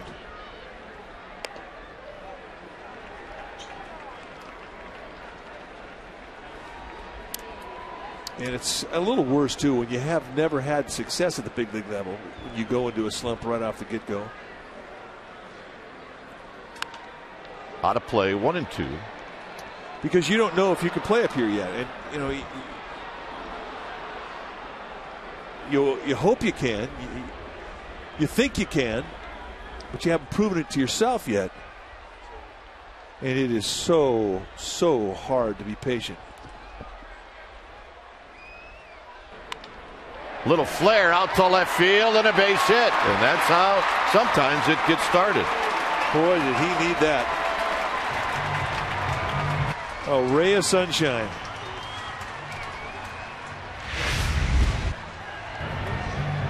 They go with a fastball up, but he fights it off the other way. And when he's right, you'll see him go a lot to left field. But right now, he just wants to get some wood on a ball and gets himself a base hit. Well, some of his best at bats in spring training all went to left center field. Yep. And they even talked during spring training and during the offseason that some people in the organization thought he was the best base runner in the minor leagues. Not necessarily the fastest, but just the best. Lincecum rolls it out in front of home plate. That's a good bunt. And Barajas throws him out. And Belt to second base.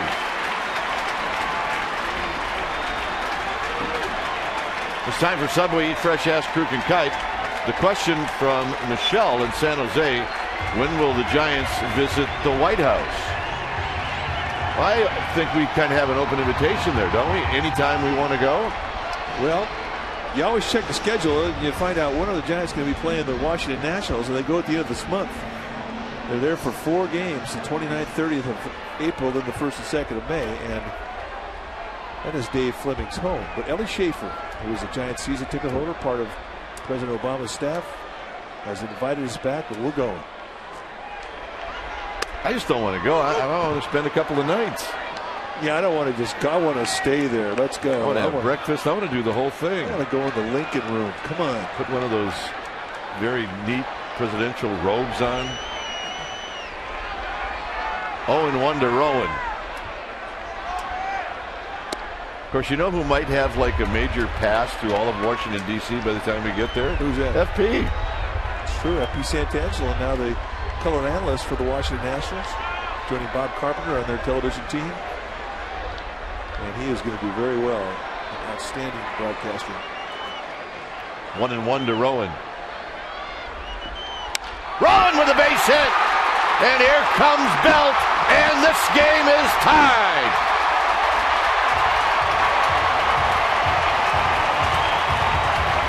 Giants have come back. And they do it with a loud single off the bat of Aaron Rowan. And these aren't hanging pitches either by Billingsley. Back what Pablo Sandoval did in a 3-2. He went down and got a curveball here. Aaron Rowan goes down and gets a fastball down and away. You don't get this pitch at this location if you don't have a good swing going. Head stays still right through the swing. Good balance. That's a pretty swing. That is. And he's had a good one now for 3 weeks. Here's Freddie Sanchez, who doubled in the 4th.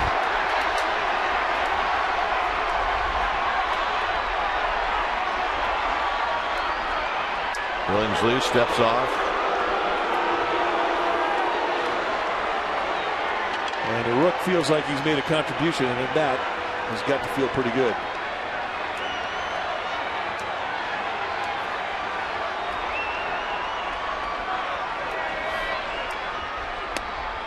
Just wide.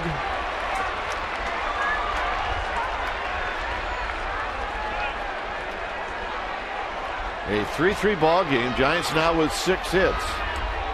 See Matt Kent, the center fielder, about 4 steps to 5 steps over towards the right center field gap. So they're pitching that gap a little bit. They know that Sanchez likes that right side of the field.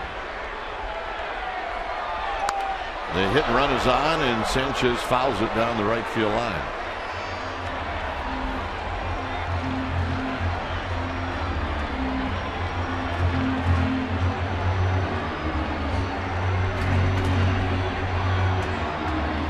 I see a sense of relief on Brandon Belt. Well, he lost a few wrinkles in his forehead. Let's put it that way. 1 ball and 1 strike.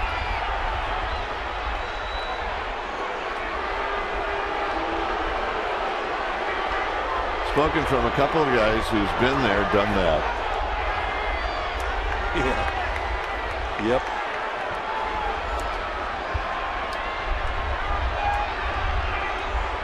Nobody is exempt. And if you don't believe us, ask Albert Pujols.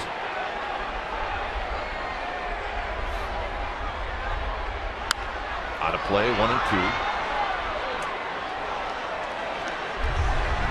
Did see that Pujols, while we were watching some of that Arizona Cardinal game, they had a couple of hits tonight.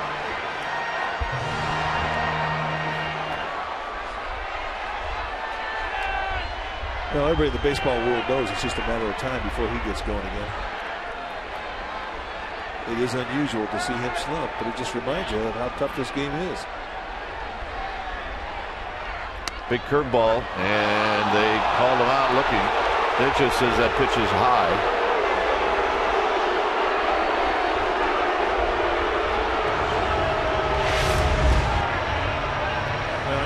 It was caught high, so you can imagine what it looked like when it went past Freddie Sanchez. He's thinking that's up there around the shoulders. We're good. But Sam Holbrook does have a high ball preference. But that was not a strike, and here's Huff. It was not. Huff is struck out and he's flied out, and he swings and misses 0-1. Good hard cutter opening up that first pitch. And Billingsley has done a nice job of mixing up that first pitch. He is throwing everything.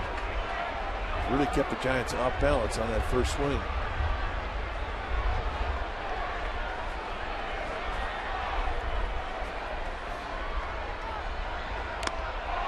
Oh, 2.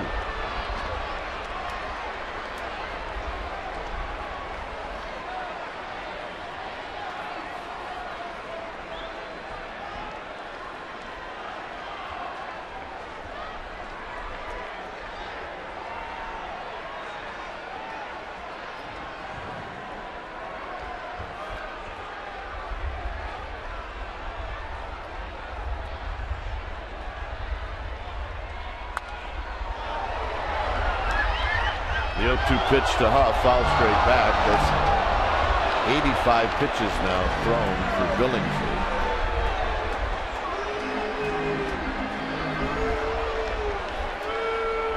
Well, it's going to be a bullpen game for both teams. Yep, indeed it is.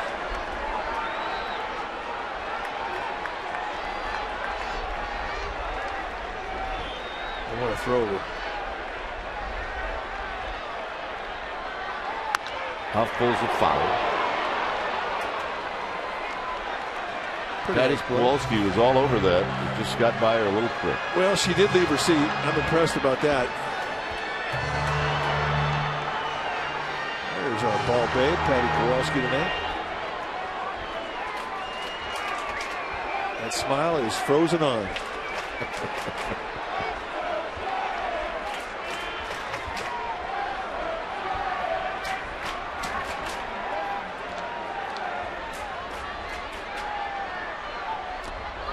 Huff pulls up. Took every ounce of strength he had to do so. Well, that's good use of an 0-2 pitch right there. That's what you want to do. You want to bounce one. Big curveball. You cold? Freezing. I'm stuffing newspapers in my pant legs. Oh my goodness. We're not even in Denver yet. We looked at the 10-day forecast for Our next road trip is going to be cold in Denver. However, very warm in Arizona. So you'll thaw out Thursday or Friday. Rowan back.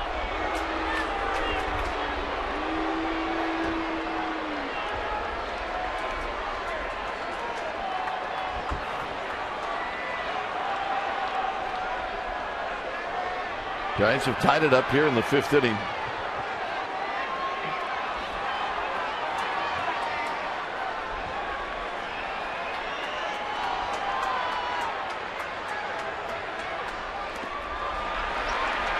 Again, every ounce of strength.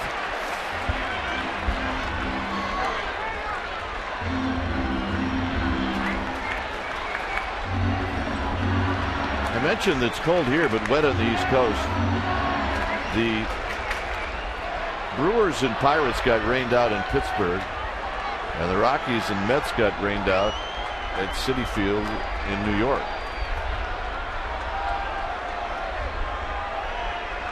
2-2 pitch to Huff. Huff hits a rocket foul. Orioles Yankees also being told in the truck got canceled.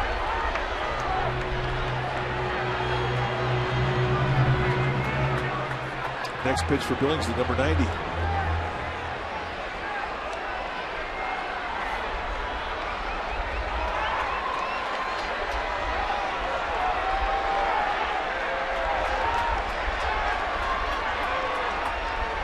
Two and two to Huff. Boy, Huff's got a pretty good at bat going now against Billingsley. He's seen just about everything. And Billingsley's not hanging anything. That was an excellent changeup. And Huff had to extend to get a piece of it and prolong this at bat. 8 pitches, 5 foul balls.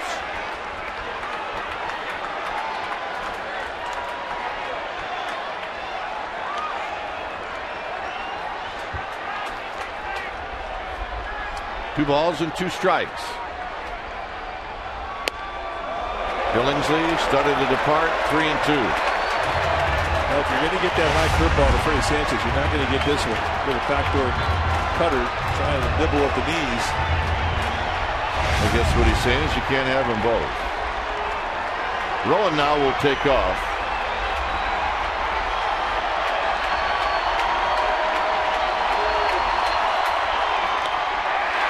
Buster Posey's going to hit. That's a nice at bat. Well, indeed it is. From 0-2 to a walk, another good at bat.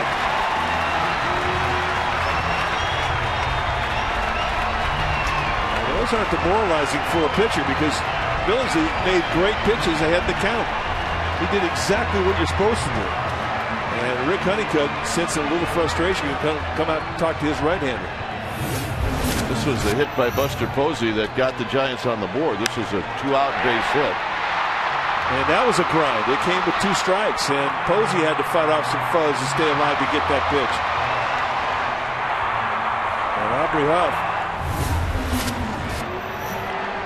applauding his teammate.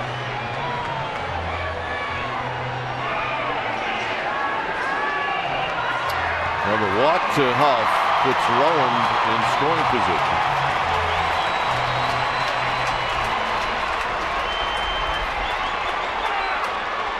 Belt led the inning off with a bloop to left, and then the sacrifice bunt and a base hit by Rowan tied it up.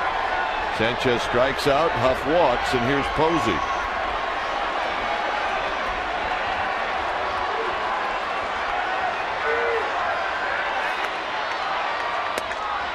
One ball and no strikes. Giants have to feel like they've got the right guy at the plate. Dodgers starting to get active in their bullpen.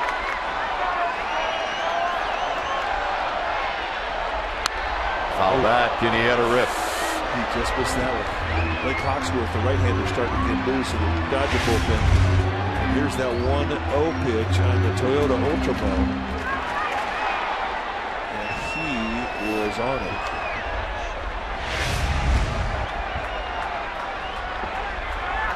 Rowan at second, Huff at first. And the 1-1 pitch is on its way. Swinging a shot up the middle and into center field. And here comes Rowan, and the Giants take the lead.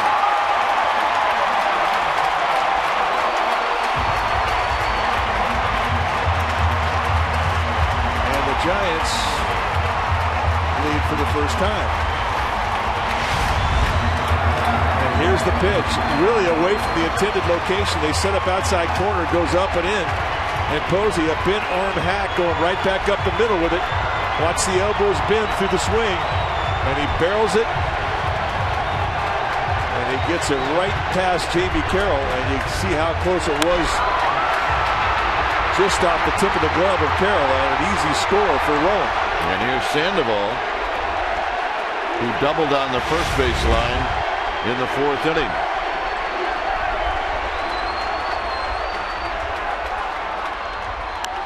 Swinging a foul, and Sandoval had a rip. He was laying in the weeds. Oh, he was.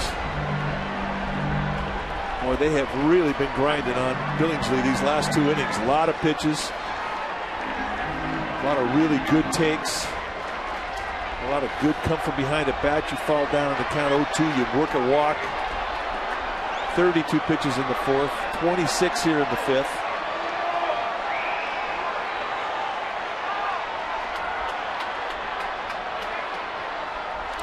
To the backstop.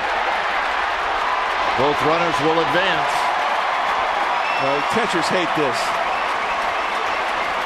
When they let a breaking ball get by him, that's something that grinds on him. It's going to be a wild pitch.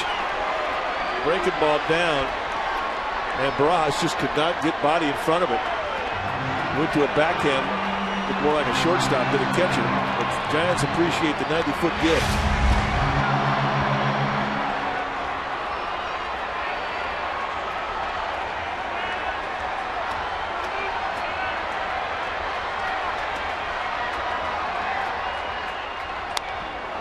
Boy, just on the outside corner, 1-2. And now you've got to get out and cover that zone. I mean, that probably was a pitcher strike.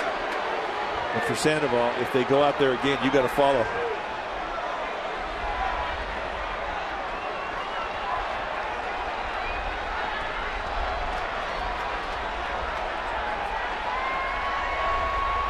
One and two. And Sandoval out swinging to end the inning. Giants have taken the lead. It's 4-3 San Francisco.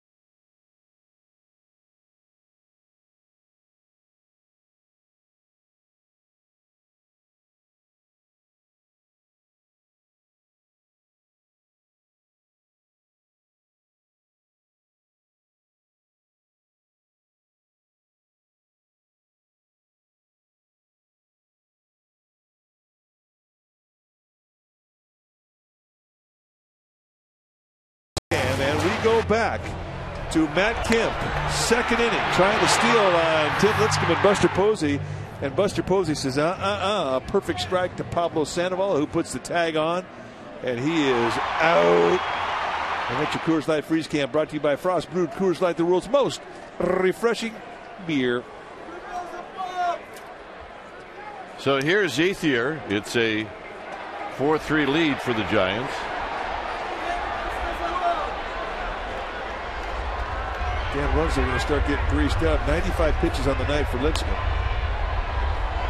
as he gets set to face the heart of the beast with 3, 4, 5 guys.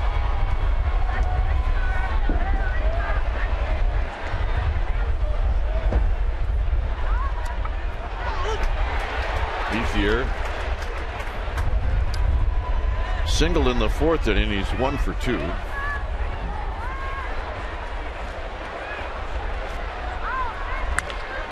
Off of Lincecum. He's going to try to track it down. And they got him. And how about that play? I don't know many guys that can make this one. I mean, he looked like a cat.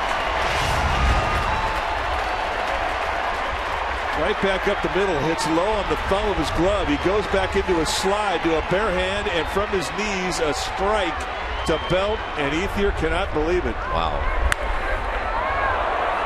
You talk about helping yourself out, bringing defensive momentum to your club. That's what the little guy just did. One more look. Down to his knees, bare hand. And it all looks so graceful. An athlete. Look at this one more time. That'll be a highlight film for the rest of the year. Kemp takes a strike. That's a 1-3 with an exclamation point behind it. I think you had to get 2 assists for a play like that.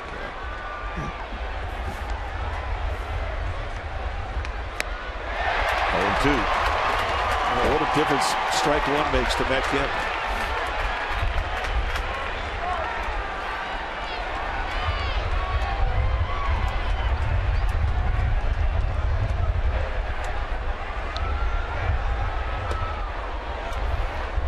Kemp has walked and he's doubled.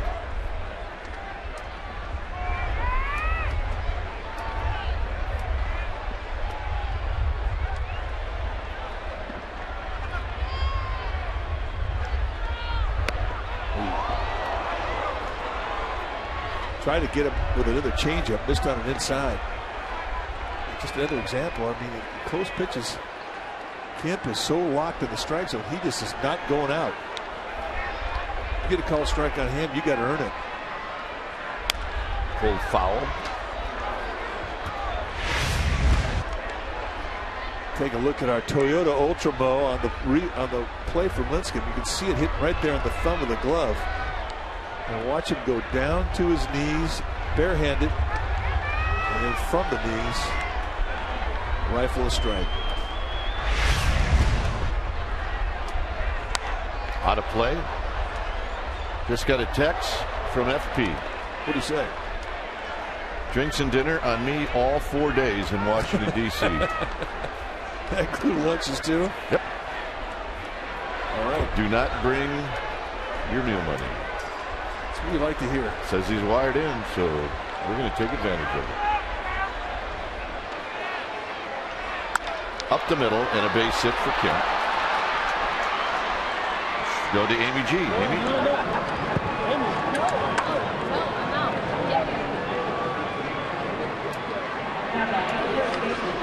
We're having some technical problems with Amy G's microphone, so here's James Loney. Kemp with a 1-out single. Needs to come at 105 pitches.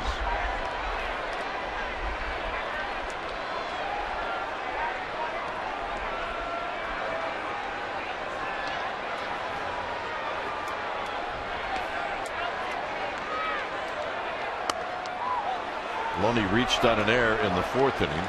Did pick up an RBI.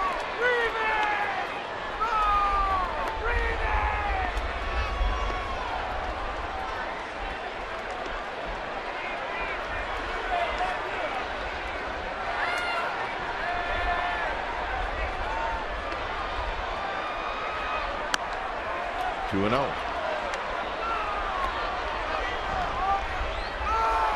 Yamamoto. Dan Runsler, the lefty.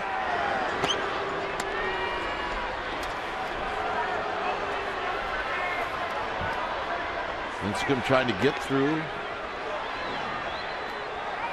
this 6th inning. And a base hit to right field. Kemp is going to try to go to third, and he will. And the Dodgers now have to try and run at third base. Well, the heart of their lineup has been on fire. They won 2 out of 3 down in San Diego, and it really was because of what the 3, 4, 5 guys have been doing. Well, you see Dave Rigetti, and that's going to be it. Here comes the skipper. Well, when he's jogging, though, you never know. And that's true.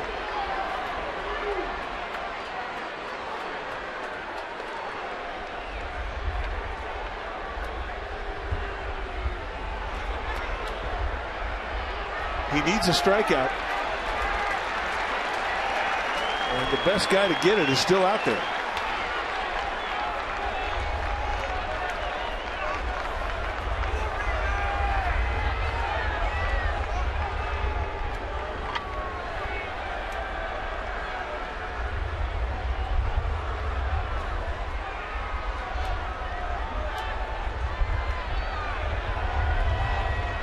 Uribe hit a ball very well off of archway number 1 down the right field line for a double in the 4th inning.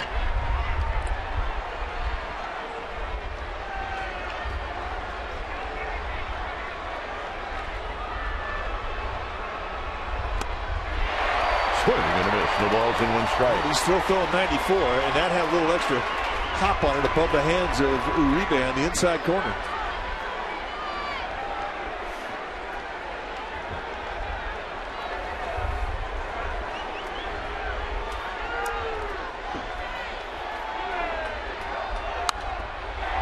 Came back with another 94-mile-an-hour fastball. And that was pitch number 110. I mean, he is reaching deep into the bag right now.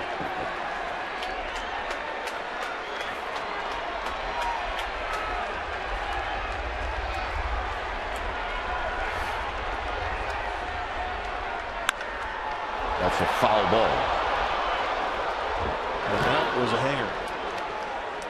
That's what he does with hangers. He hits them hard.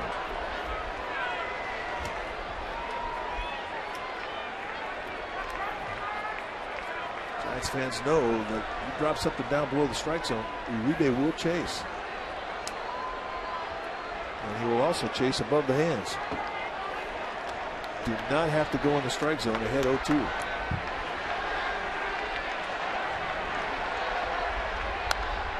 Out of play. They tried to buzz him on the double letters there. And he just did catch a piece.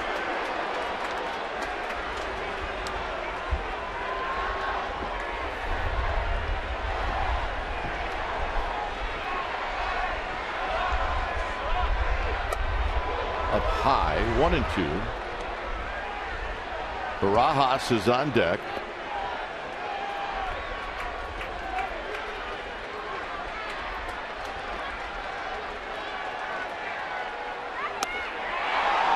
Two and two. Just missed on the inside corner. All fastballs. They wanted the high one. This thing goes just on the inside corner, right below the belt.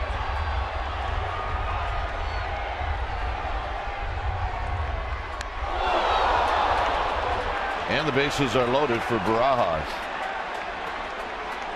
Remember, Lincecum got him in LA on opening day, and he wound up missing 2 games after getting hit in the arm.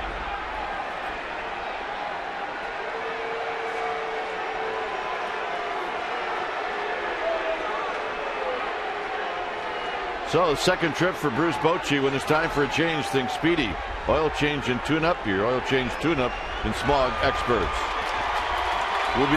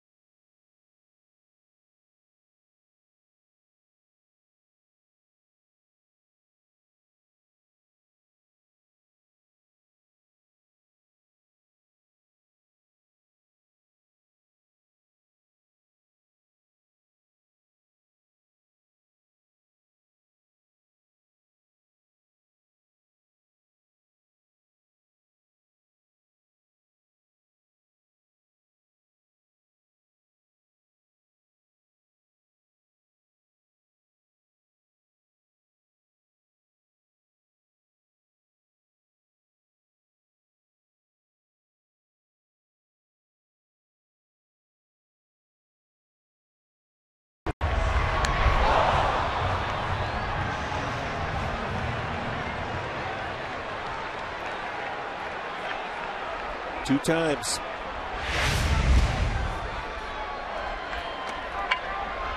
The So lineup, let's go. 5 1/3, 6 hits, 3 earnings, 1 walk, 4 strikeouts, but he's got 3 out there that Guillermo Mota is going to try and prevent from scoring.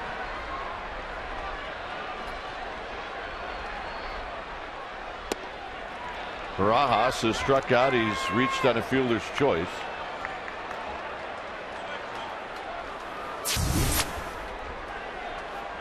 Mota has been very strong. 7 strikeouts in 7 1/3, 1 walk, 10 base runners in 10 1/3.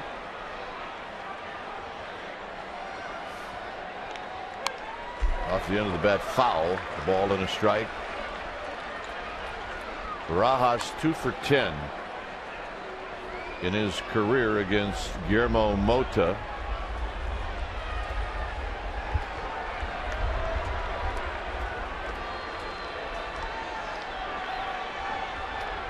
Defense pretty much straight away.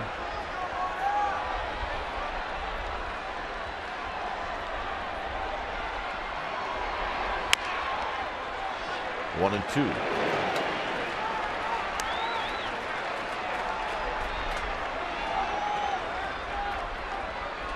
Now 1 pitch he wants back, and that's the last pitch he threw.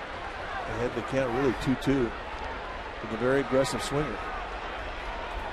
They threw fastballs. They tried to pound him above the hands, and that one just sailed away. And it happens when you try to add a little bit extra on to find that front shoulder, drag your arm, and miss up and in.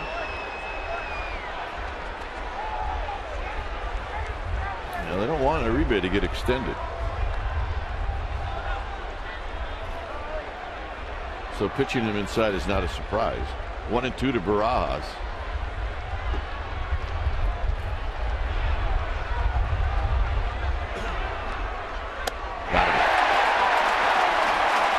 Fastball up and in. And Barajas chases. They sit on the outside corner, and this turns out to be a perfect pitch to the other side of the plate. But they'll take it. That's a big strikeout, which is what he was pitching for. And look at the reaction from Linsman.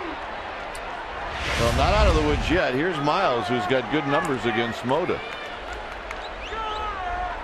Miles is 3 for 5 with a double and a triple against Mota.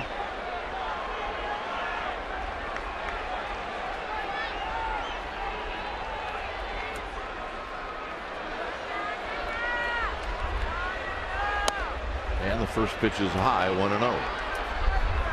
Kemp, Loney, and Uribe are your base runners.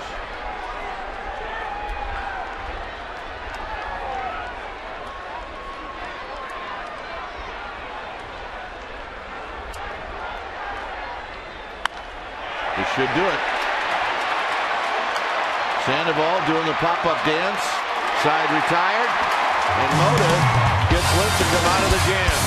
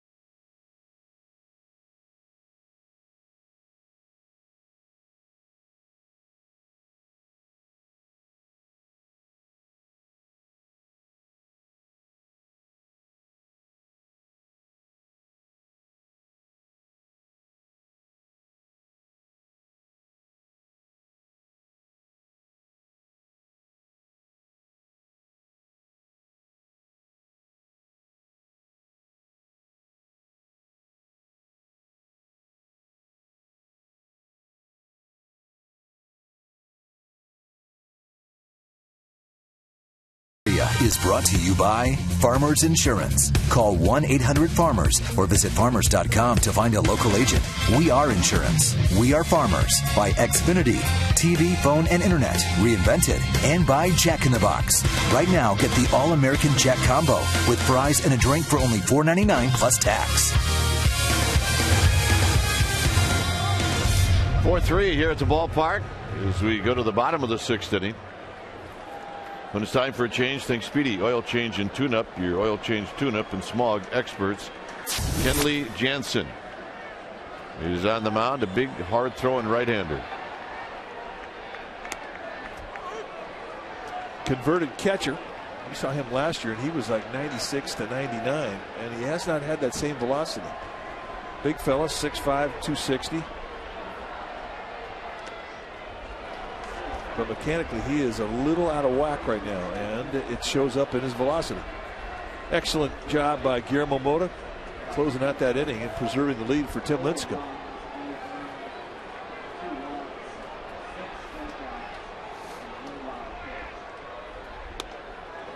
1-2 to Burrell. Burrell has struck out and walked.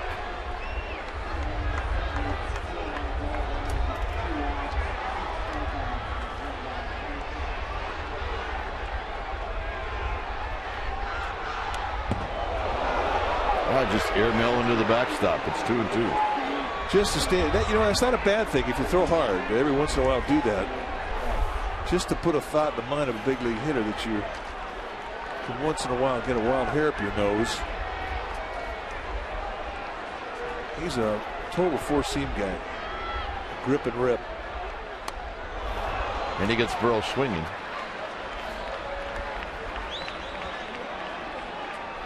Well, Giants baseball on Comcast Sports Net Bay Area is brought to you by Provident Credit Union Super Reward Checking Account.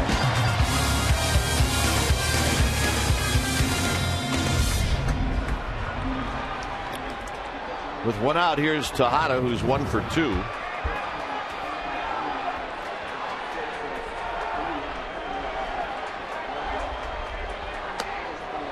Tejada cannot hold up.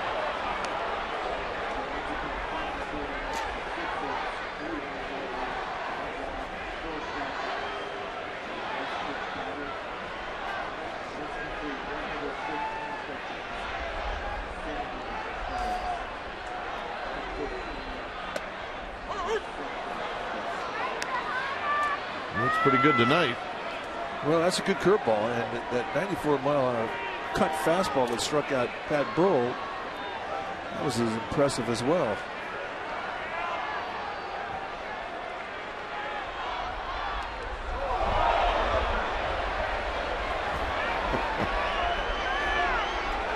Paints one and then throws him to the backstop. That's a rough at bat. You're saying this is not a comfortable AB? No, you just don't know what to expect.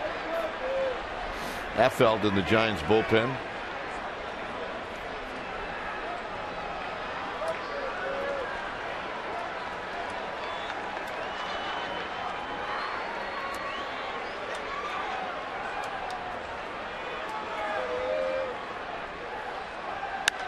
Tejada got underneath this one as he lifts it into shallow center field.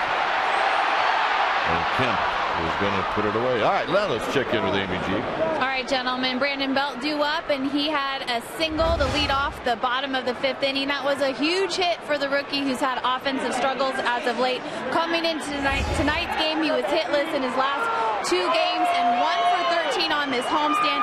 Bruce Bochy said before the game that he had all the faith in the world in this rookie. You just ride it out, and he's a smart enough hitter to figure it out. You might also see Brandon Belt play a little right field soon. We saw him warming up out there, taking some fly balls before the game. Gentlemen.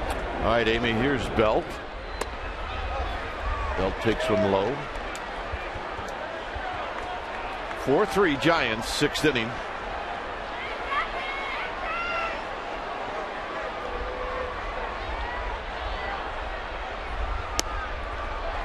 Safe to say there's a long way to go in this game. Yeah, it's got that feel. It's got the feel of a classic, to be honest with you.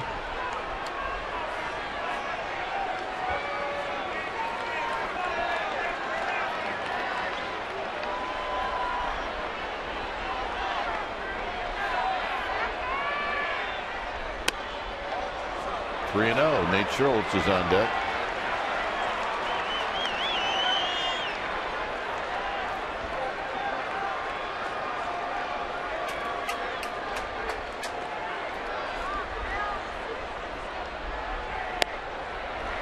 Pitch walk.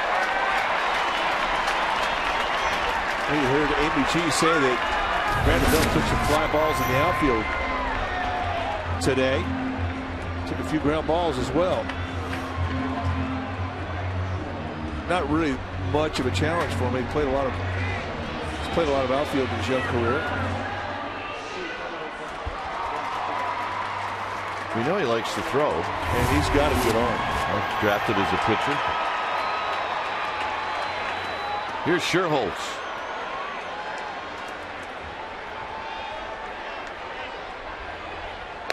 Sherholtz hitting .250.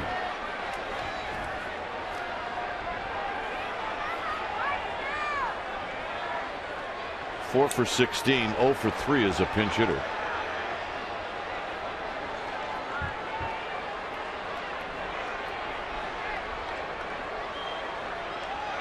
Belt goes, swinging a pop-up down the left field line. Uribe runs out of room. Both had a pretty good jump. It's 0-2.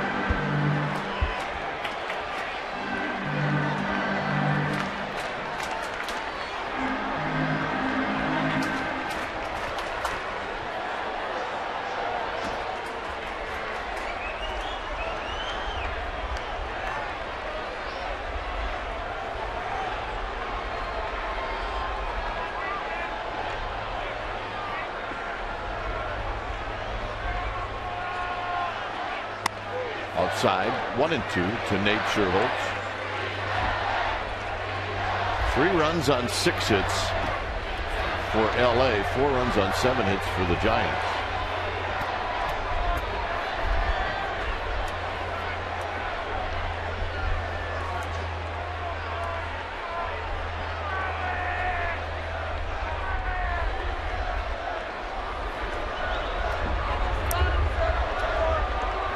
I think Belt's going to be one of those guys that is sneaky. Get stolen bases when people kind of forget about him over there.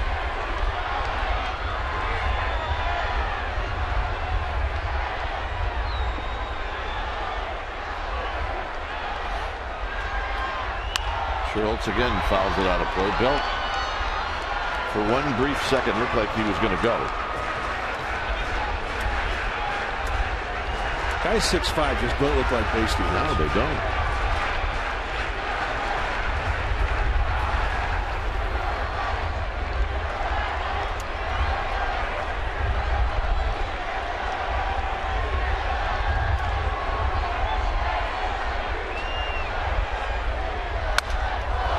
Shattered bat, and that's a foul ball. I cannot feel good. Nate Sherholtz is not a glove guy. Toyota Ultramo shows you how hard it is to be a bat. Look at the splitters. There are like 95 toothpicks out there right now that are good ones.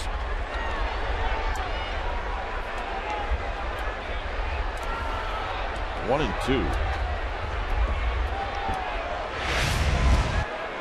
2. Look at the chunks of wood flying out on that blow him up. 1 ball and 2 strikes. I would like to have that picture. Belt goes, another pop-up out of play.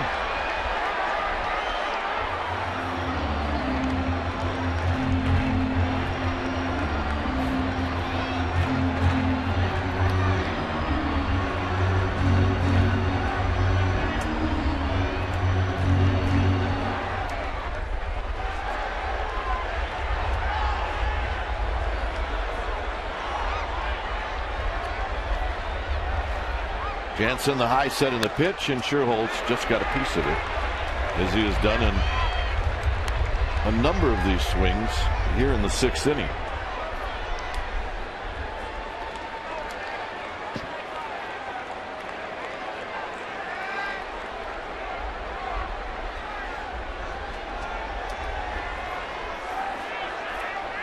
Giants trying to move everybody along with Aaron Rowan on deck.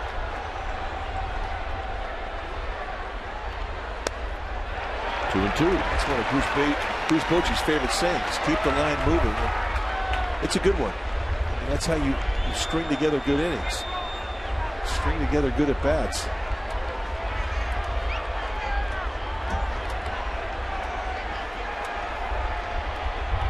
Belt goes. Here's the throw down to second, and he beat it. His second steal of the year. And that's a big 90 feet. And that changes everything.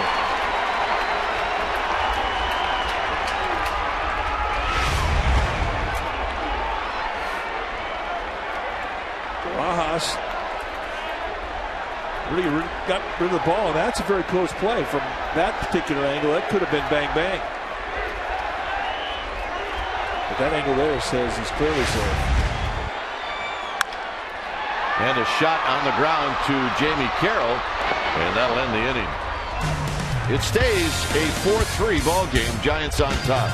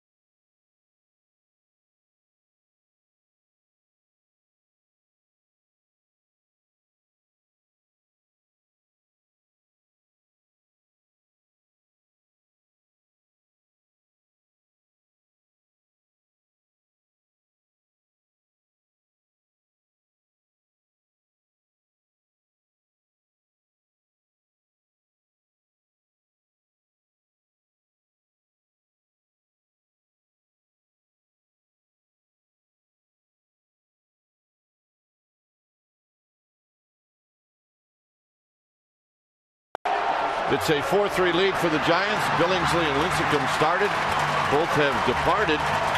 Matt Kemp has had a good night. Buster Posey's got two out RBI singles. And that's where we stand, 4-3.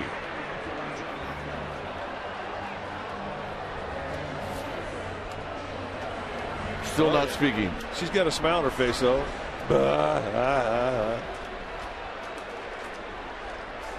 You love me? No.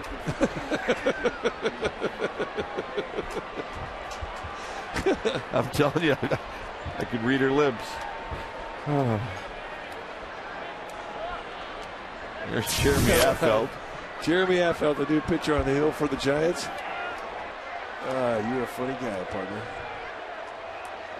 Facing Marcus Thames, and there's a foul out of play, and it's 0-1.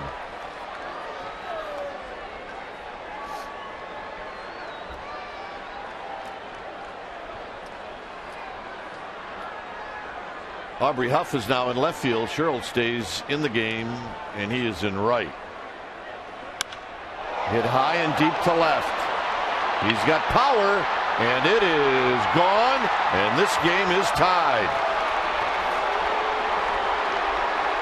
And for Thames,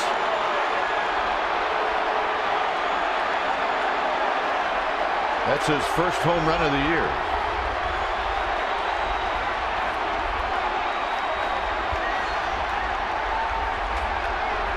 Well, the big guys like to get extended. This is a little hand and breaking ball right out of the bell, out over the plate.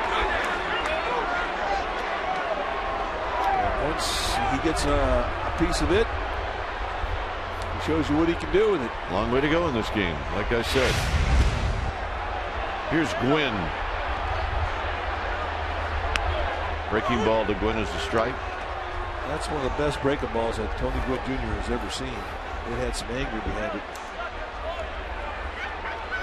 So Billingsley and Lincecum both get a workout.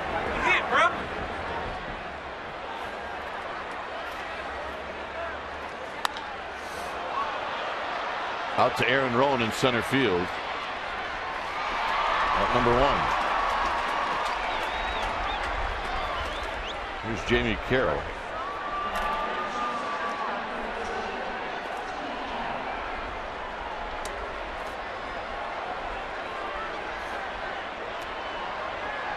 Carroll 2 for 4 lifetime against his buddy.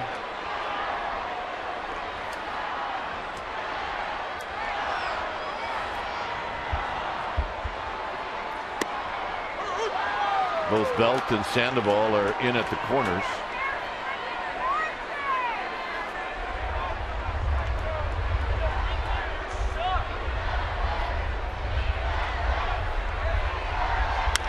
Right back to Affelt, who will underhand it to Belt. 2 outs. And here's Ethier.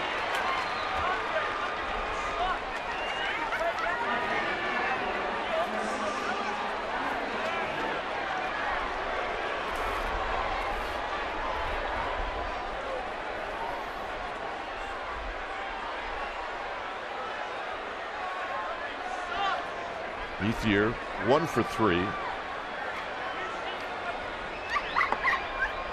2 for 13 against Affelt in his career, and there's a strike, and it's 0-1.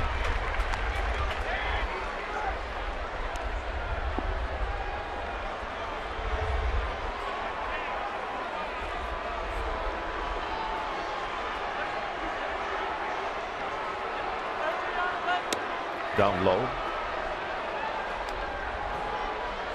Hits are even at 7. Runs are even at 4.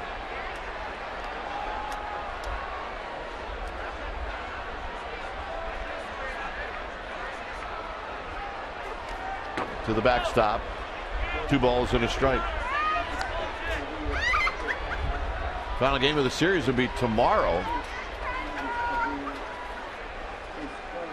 Ted Lilly against Jonathan Sanchez. That's an NBC Bay Area broadcast. Mike and John Miller will be doing the honors. Swing and a miss, 2-2. And we were Dave Fleming over on the KMBR side. And then the Giants will have a day off on Thursday. Fly into Arizona for a weekend series against the Diamondbacks. Here it's 2-2 to Ethier. And there's that breaking ball, 3-2.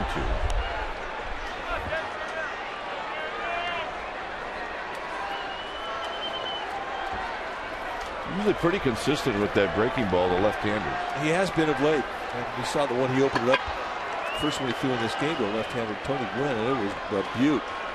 And there's a shot into right field, a base hit. Scherholtz is going to try to get to it. And the carom will work itself away from him. And when you guard Triples Alley, those are kind of doubles you're going to get. Well, an easy decision now with Matt Kemp. I would imagine Bruce Bochy would intentionally walk in with a left-hand loan and get behind him. It doesn't happen often where Nate Scherholtz is fooled by the wall, but here, once it got by him, an easy take a second for Ethier. And the Dodgers have a runner in scoring position.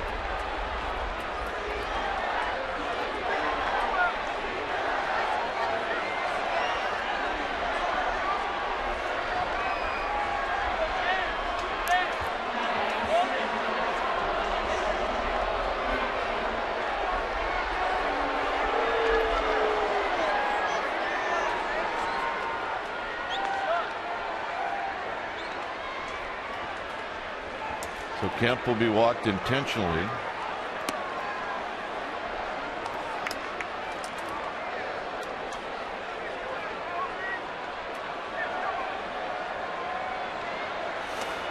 which should not surprise Matt Kemp. The way he's swinging the bat, this will not be his last intentional walk.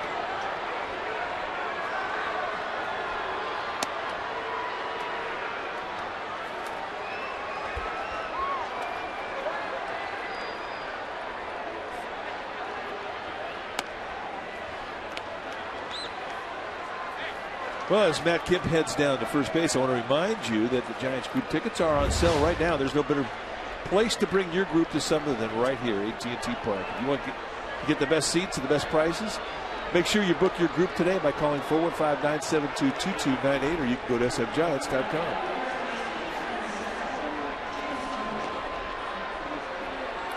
So Loney steps in. He's got a hit and 3 at-bats. He's got 2 for 11 history against Affel.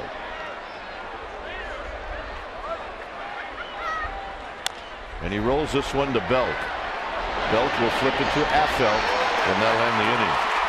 Dodgers strand a pair. Here come the Giants. They'll have the top of the order coming up.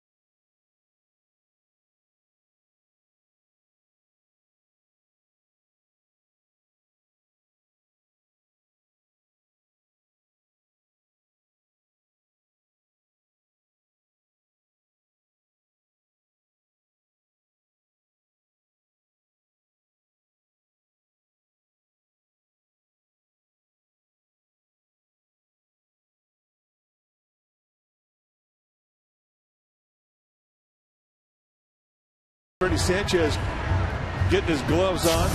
He'll bat second in this inning against Blake Hawksworth, the new pitcher for the Dodgers. There you see his year so far has been solid. 5 strikeouts in 5 innings. Hawksworth acquired from the Cardinals in the offseason for Ryan Theriot, 28-year-old right-hander in his second year at the big league level. And Hawksworth's got good fastball. It'll go low to mid-90s, a 2 and 4-seam fastball, a changeup, and a good hard slider, which is his strikeout pitch. From Vancouver, British Columbia. Facing Aaron Rowan. And Rowan hits one high and deep out into Triple's alley. Ethier's not going to get it. And Rowan's on the move. He rounds second base, headed for 3, and that's where he'll end up.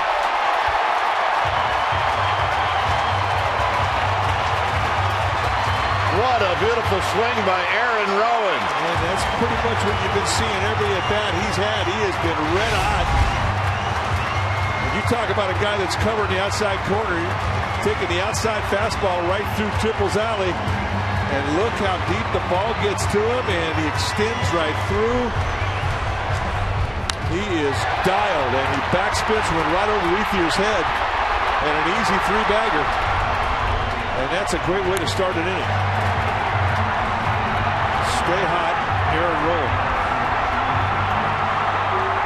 Here's Freddie Sanchez. Now the Dodgers will pull the infield not all the way in. but about halfway. Down low, 1 ball and no strikes.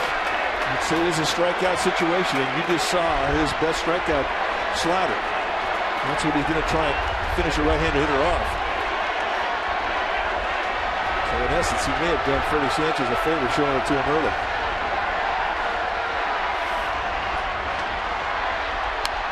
Oh, Sanchez had a rip. It's just about where Freddie Sanchez, if he were to request a pitch, that might be where he'd ask for it. Yeah, well, he's a good belt above high ball hitter. That area between the belt and the letters, I mean, he covers it well.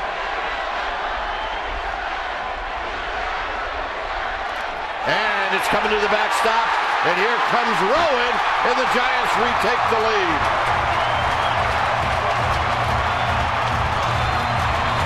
And there was not a thing that Barajas could do about that one.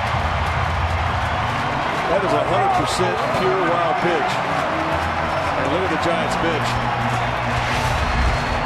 Barajas never had a chance.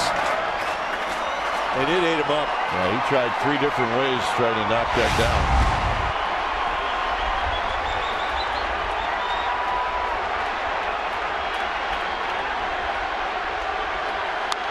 Out of play down the right field line.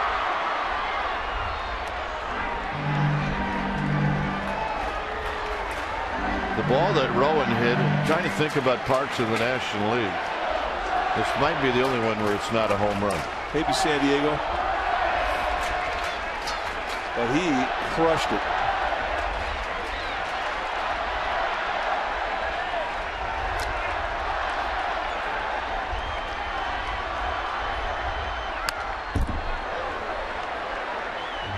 But the way he's been swinging the bat, I mean, you expect that every time up now. Yep.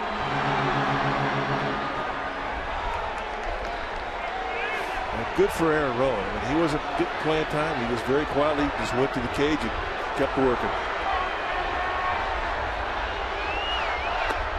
3-2.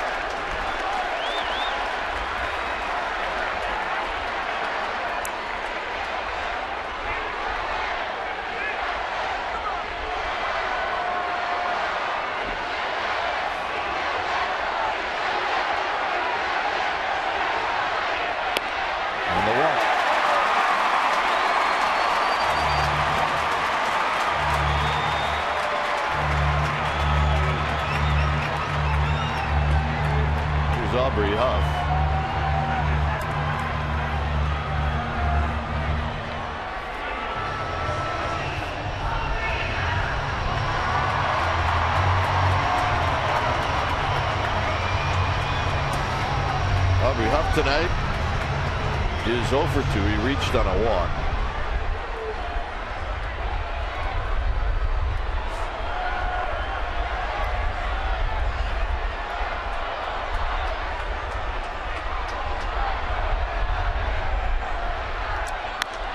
Big chopper. Loney cuts it off. They'll get the out there, and the throw to first is a double play. So one of the harder double plays to turn, made look easy by the Dodgers. 2 outs. They've done that twice in the series. You're right, that's not an easy double play. And the big thing about that play is you have to have an accurate throw from your shortstop. When your pitcher's coming over and he's going one direction, if you throw behind him, see you later. But Jamie Carroll leads Hawksworth perfectly, and they complete the pair. Buster Posey 2 for 3.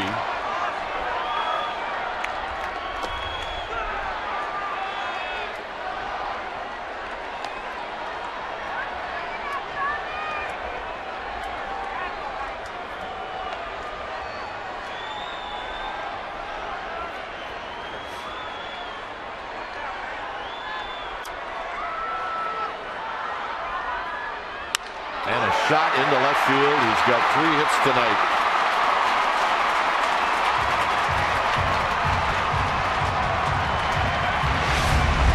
And that'll bring Pablo Sandoval to the plate. They have a high leg kick, but that foot always gets down early. And the head, despite the high leg kick, he hitches to get his swing going, stays still.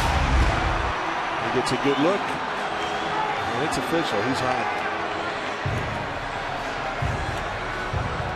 Pablo Sandoval, 1 for 3, doubled in a run in the 4th.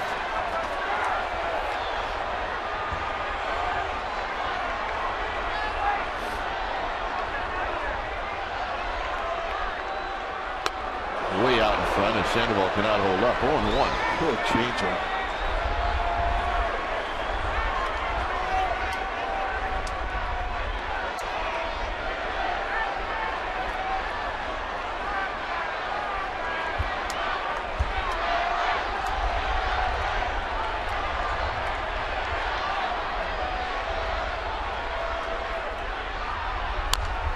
Topper to third. Uribe will charge, and that'll end the inning. Giants retake the lead. 8th inning coming up.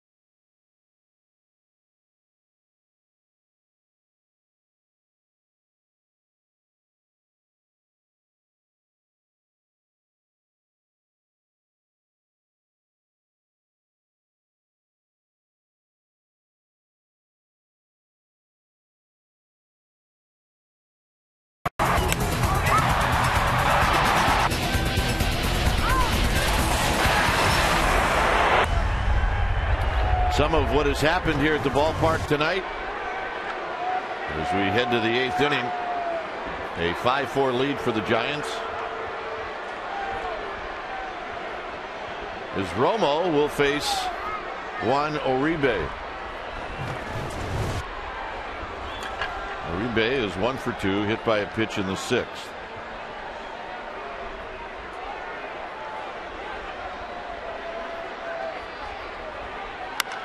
A shot to left field.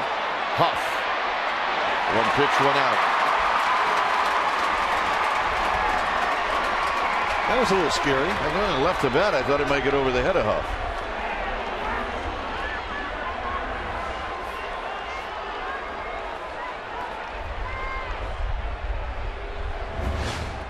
Now check out the 6-game splash.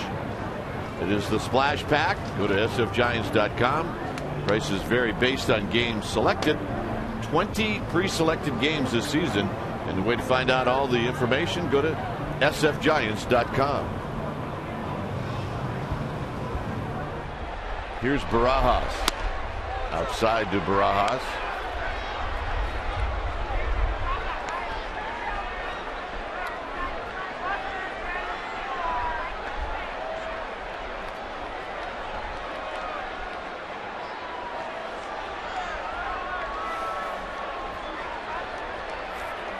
Barajas has struck out twice. He's 0 for 3 in the game.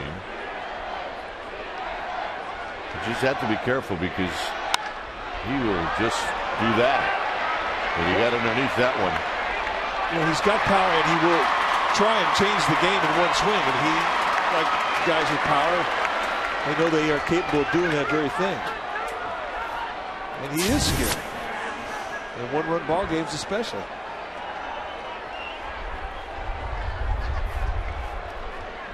Miles is 0 for 3. See the numbers for Romo this season.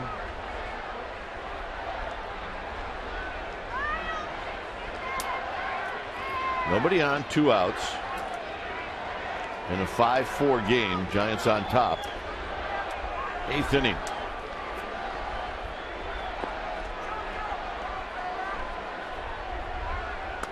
Strike to Miles.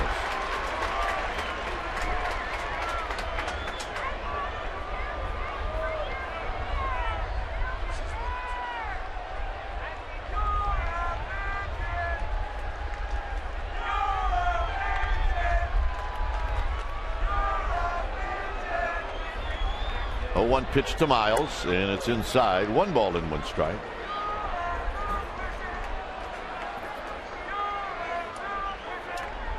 Romo, for the most part last year, a 2-pitch guy. This year in spring training, went to camp with the idea that he was going to come up with some new look for lefties. Came up with a sink, came up with a changeup.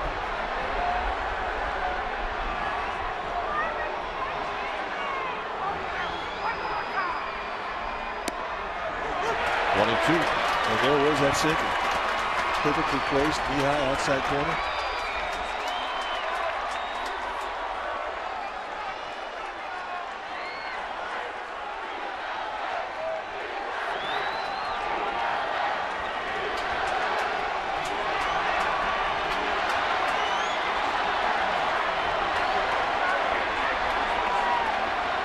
Romo taking his time.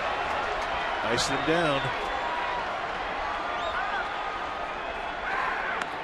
And there was the changeup. That is the new look pitch that he has for lefties. Had to count 1-2. He went below the zone with it. But that's going to be a good pitch for him.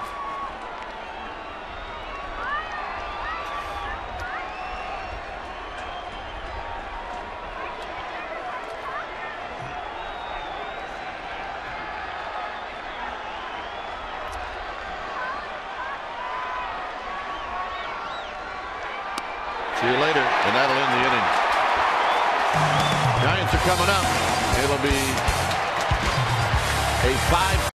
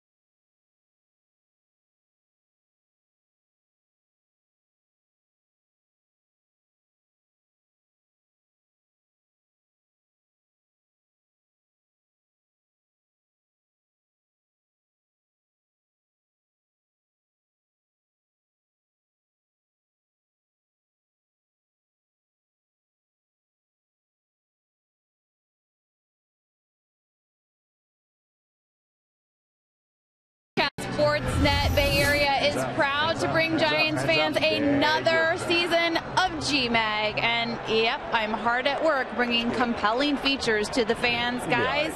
I learned how to slide the other day, and let's just say that slide Aaron Rowan made into third base after he hit the triple last inning.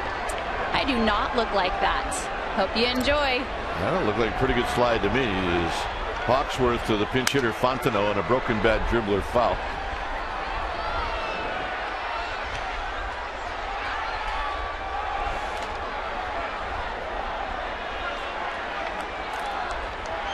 So Fontenot, new lumber. Is that the worst thing that can happen to you? It's one of the worst things. Yeah. Check swing, broken bat. But it's when foul. It's true. That's a good thing. But if you were wondering why it got quiet here, all of a sudden we've been around this game too long. We have to laugh when that happens. Not only because it happened to us all the time.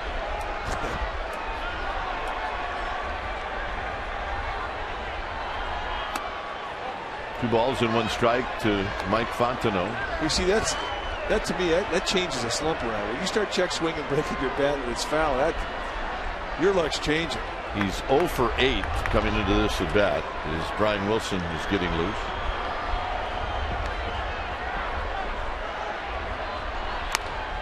Two and 2.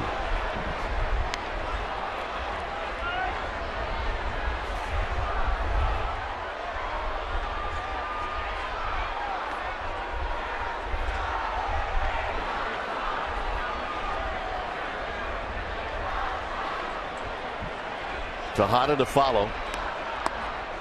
3 and 2 to Fontenot.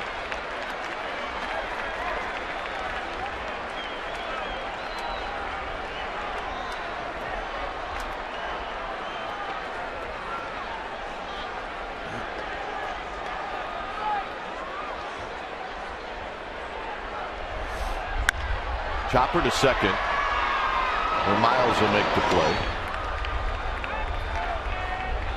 Time for Home Depot doing more on defense. This is a sensational play by Tim Lincecum. A ball that kicked off of him. And watch how he tracks this thing down. And throwing from his knees, he makes a good, accurate throw. Home Depot, more saving, more doing. That's the power of Home Depot. I could watch that for a while. That's pure athleticism and a total ad lib. You don't practice those in the offseason in the front lawn.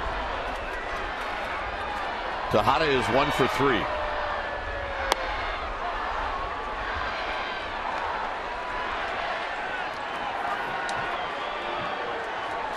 Brandon Belt is on deck. Dodgers do have a left-hander up in their pen.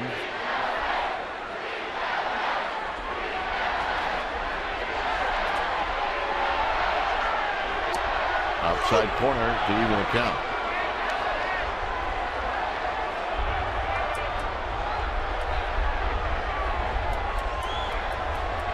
Three good pitches for Hawksworth. We're talking about that slider. I think he can strike out with all 3 of his pitches.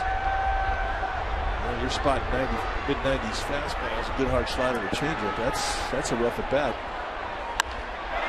Hit out into left field, and this one is going to be caught by the diving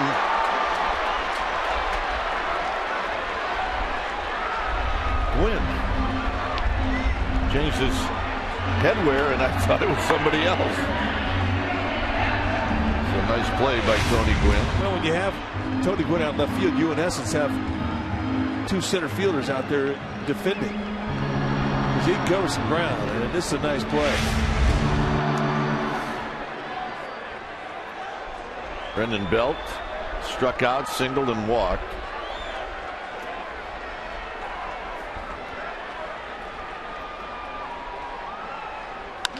And he hits a ground ball to the right of Miles. And Miles will flip on to first to end the inning. Here comes the 9th. Wilson's coming in.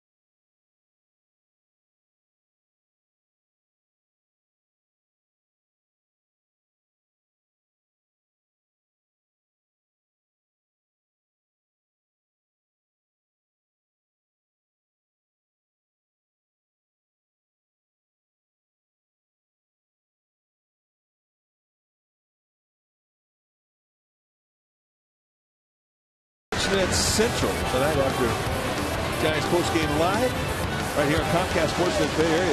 You'll get postgame reaction about this game. We'll talk about if the Bonds case is actually over. We hope it is. And the Sharks, SoCal, NorCal showdown. Check it all out on the Hyundai Sportsnet Central tonight. Xavier Paul facing Brian Wilson. In at third is Sandoval. And a first pitch fastball is fouled out of play. Went out of bed at 94. And Paul was sitting on it. The ERA is bloated right now. 4 hits allowed, 3 walks in an inning in the third. But he says he's starting to feel better. Starting to feel like his regular self, that the rust is starting to come off.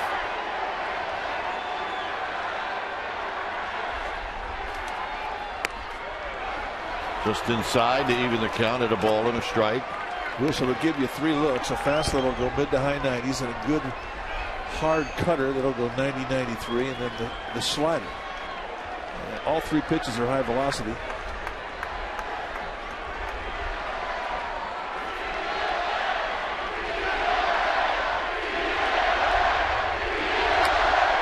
One and two.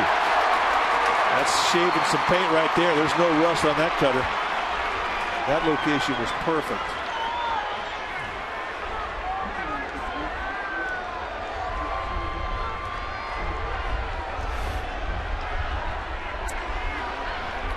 It's Tony Gwynn on deck.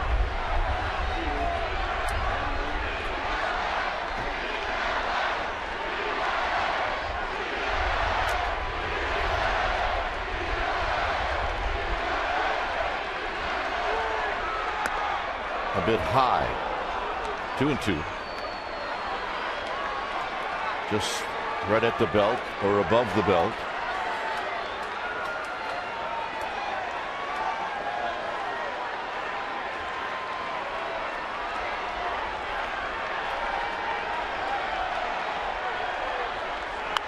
Out of play. Came at him with another fastball.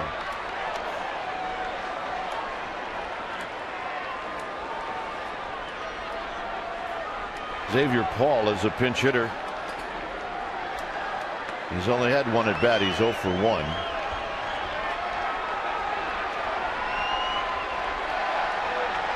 And this is the first time that he's ever faced Brian Wilson.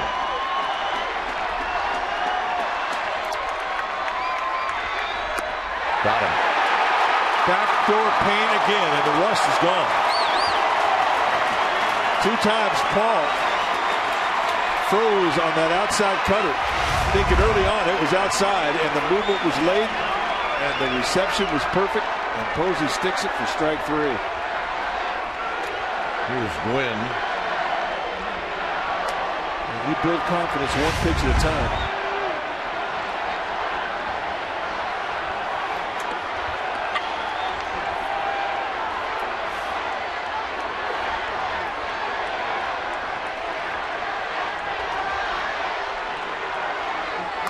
Gwynn takes a fastball for a strike at 96. With big movement. Just a subtle change of the grip. And that thing was explosive late.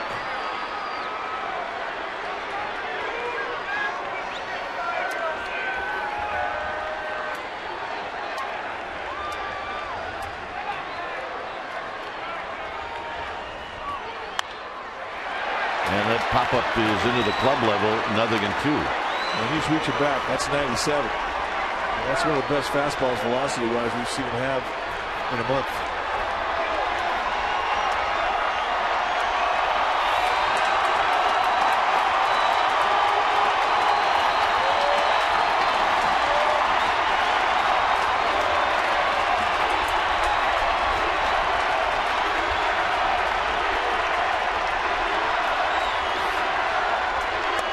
Very high, 1-2. May have been by design.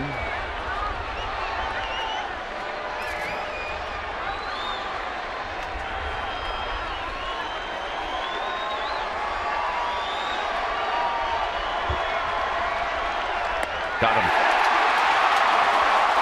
That's set up perfectly by the elevator fastball the pitch before. He goes down below the strike zone, changing the sidelines with that slider. And Tony Gwynn is overmatched. See ya. A little better bite than the ones we've seen earlier. And the command is night and day. Here's Jamie Carroll.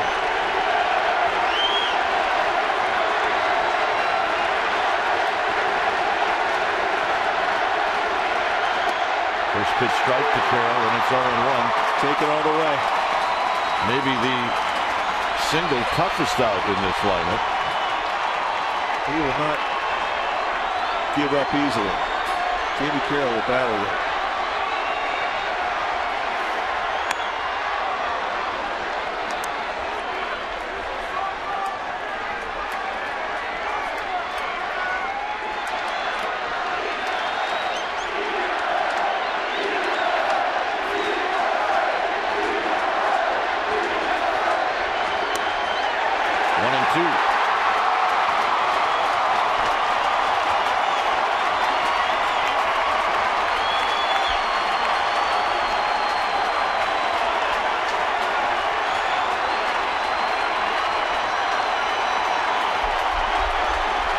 One ball and 2 strikes to Jamie Carroll.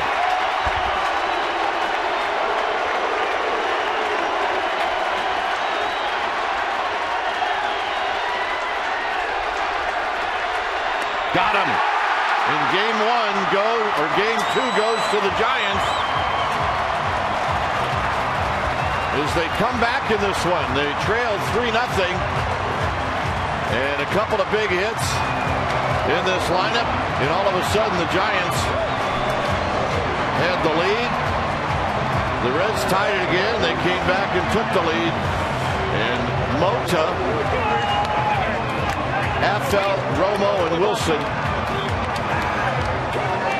shut them down. And tonight the Giants got their closer back. Final score 5-4 Giants. Giants post-game live with interviews, and the wrap is coming up.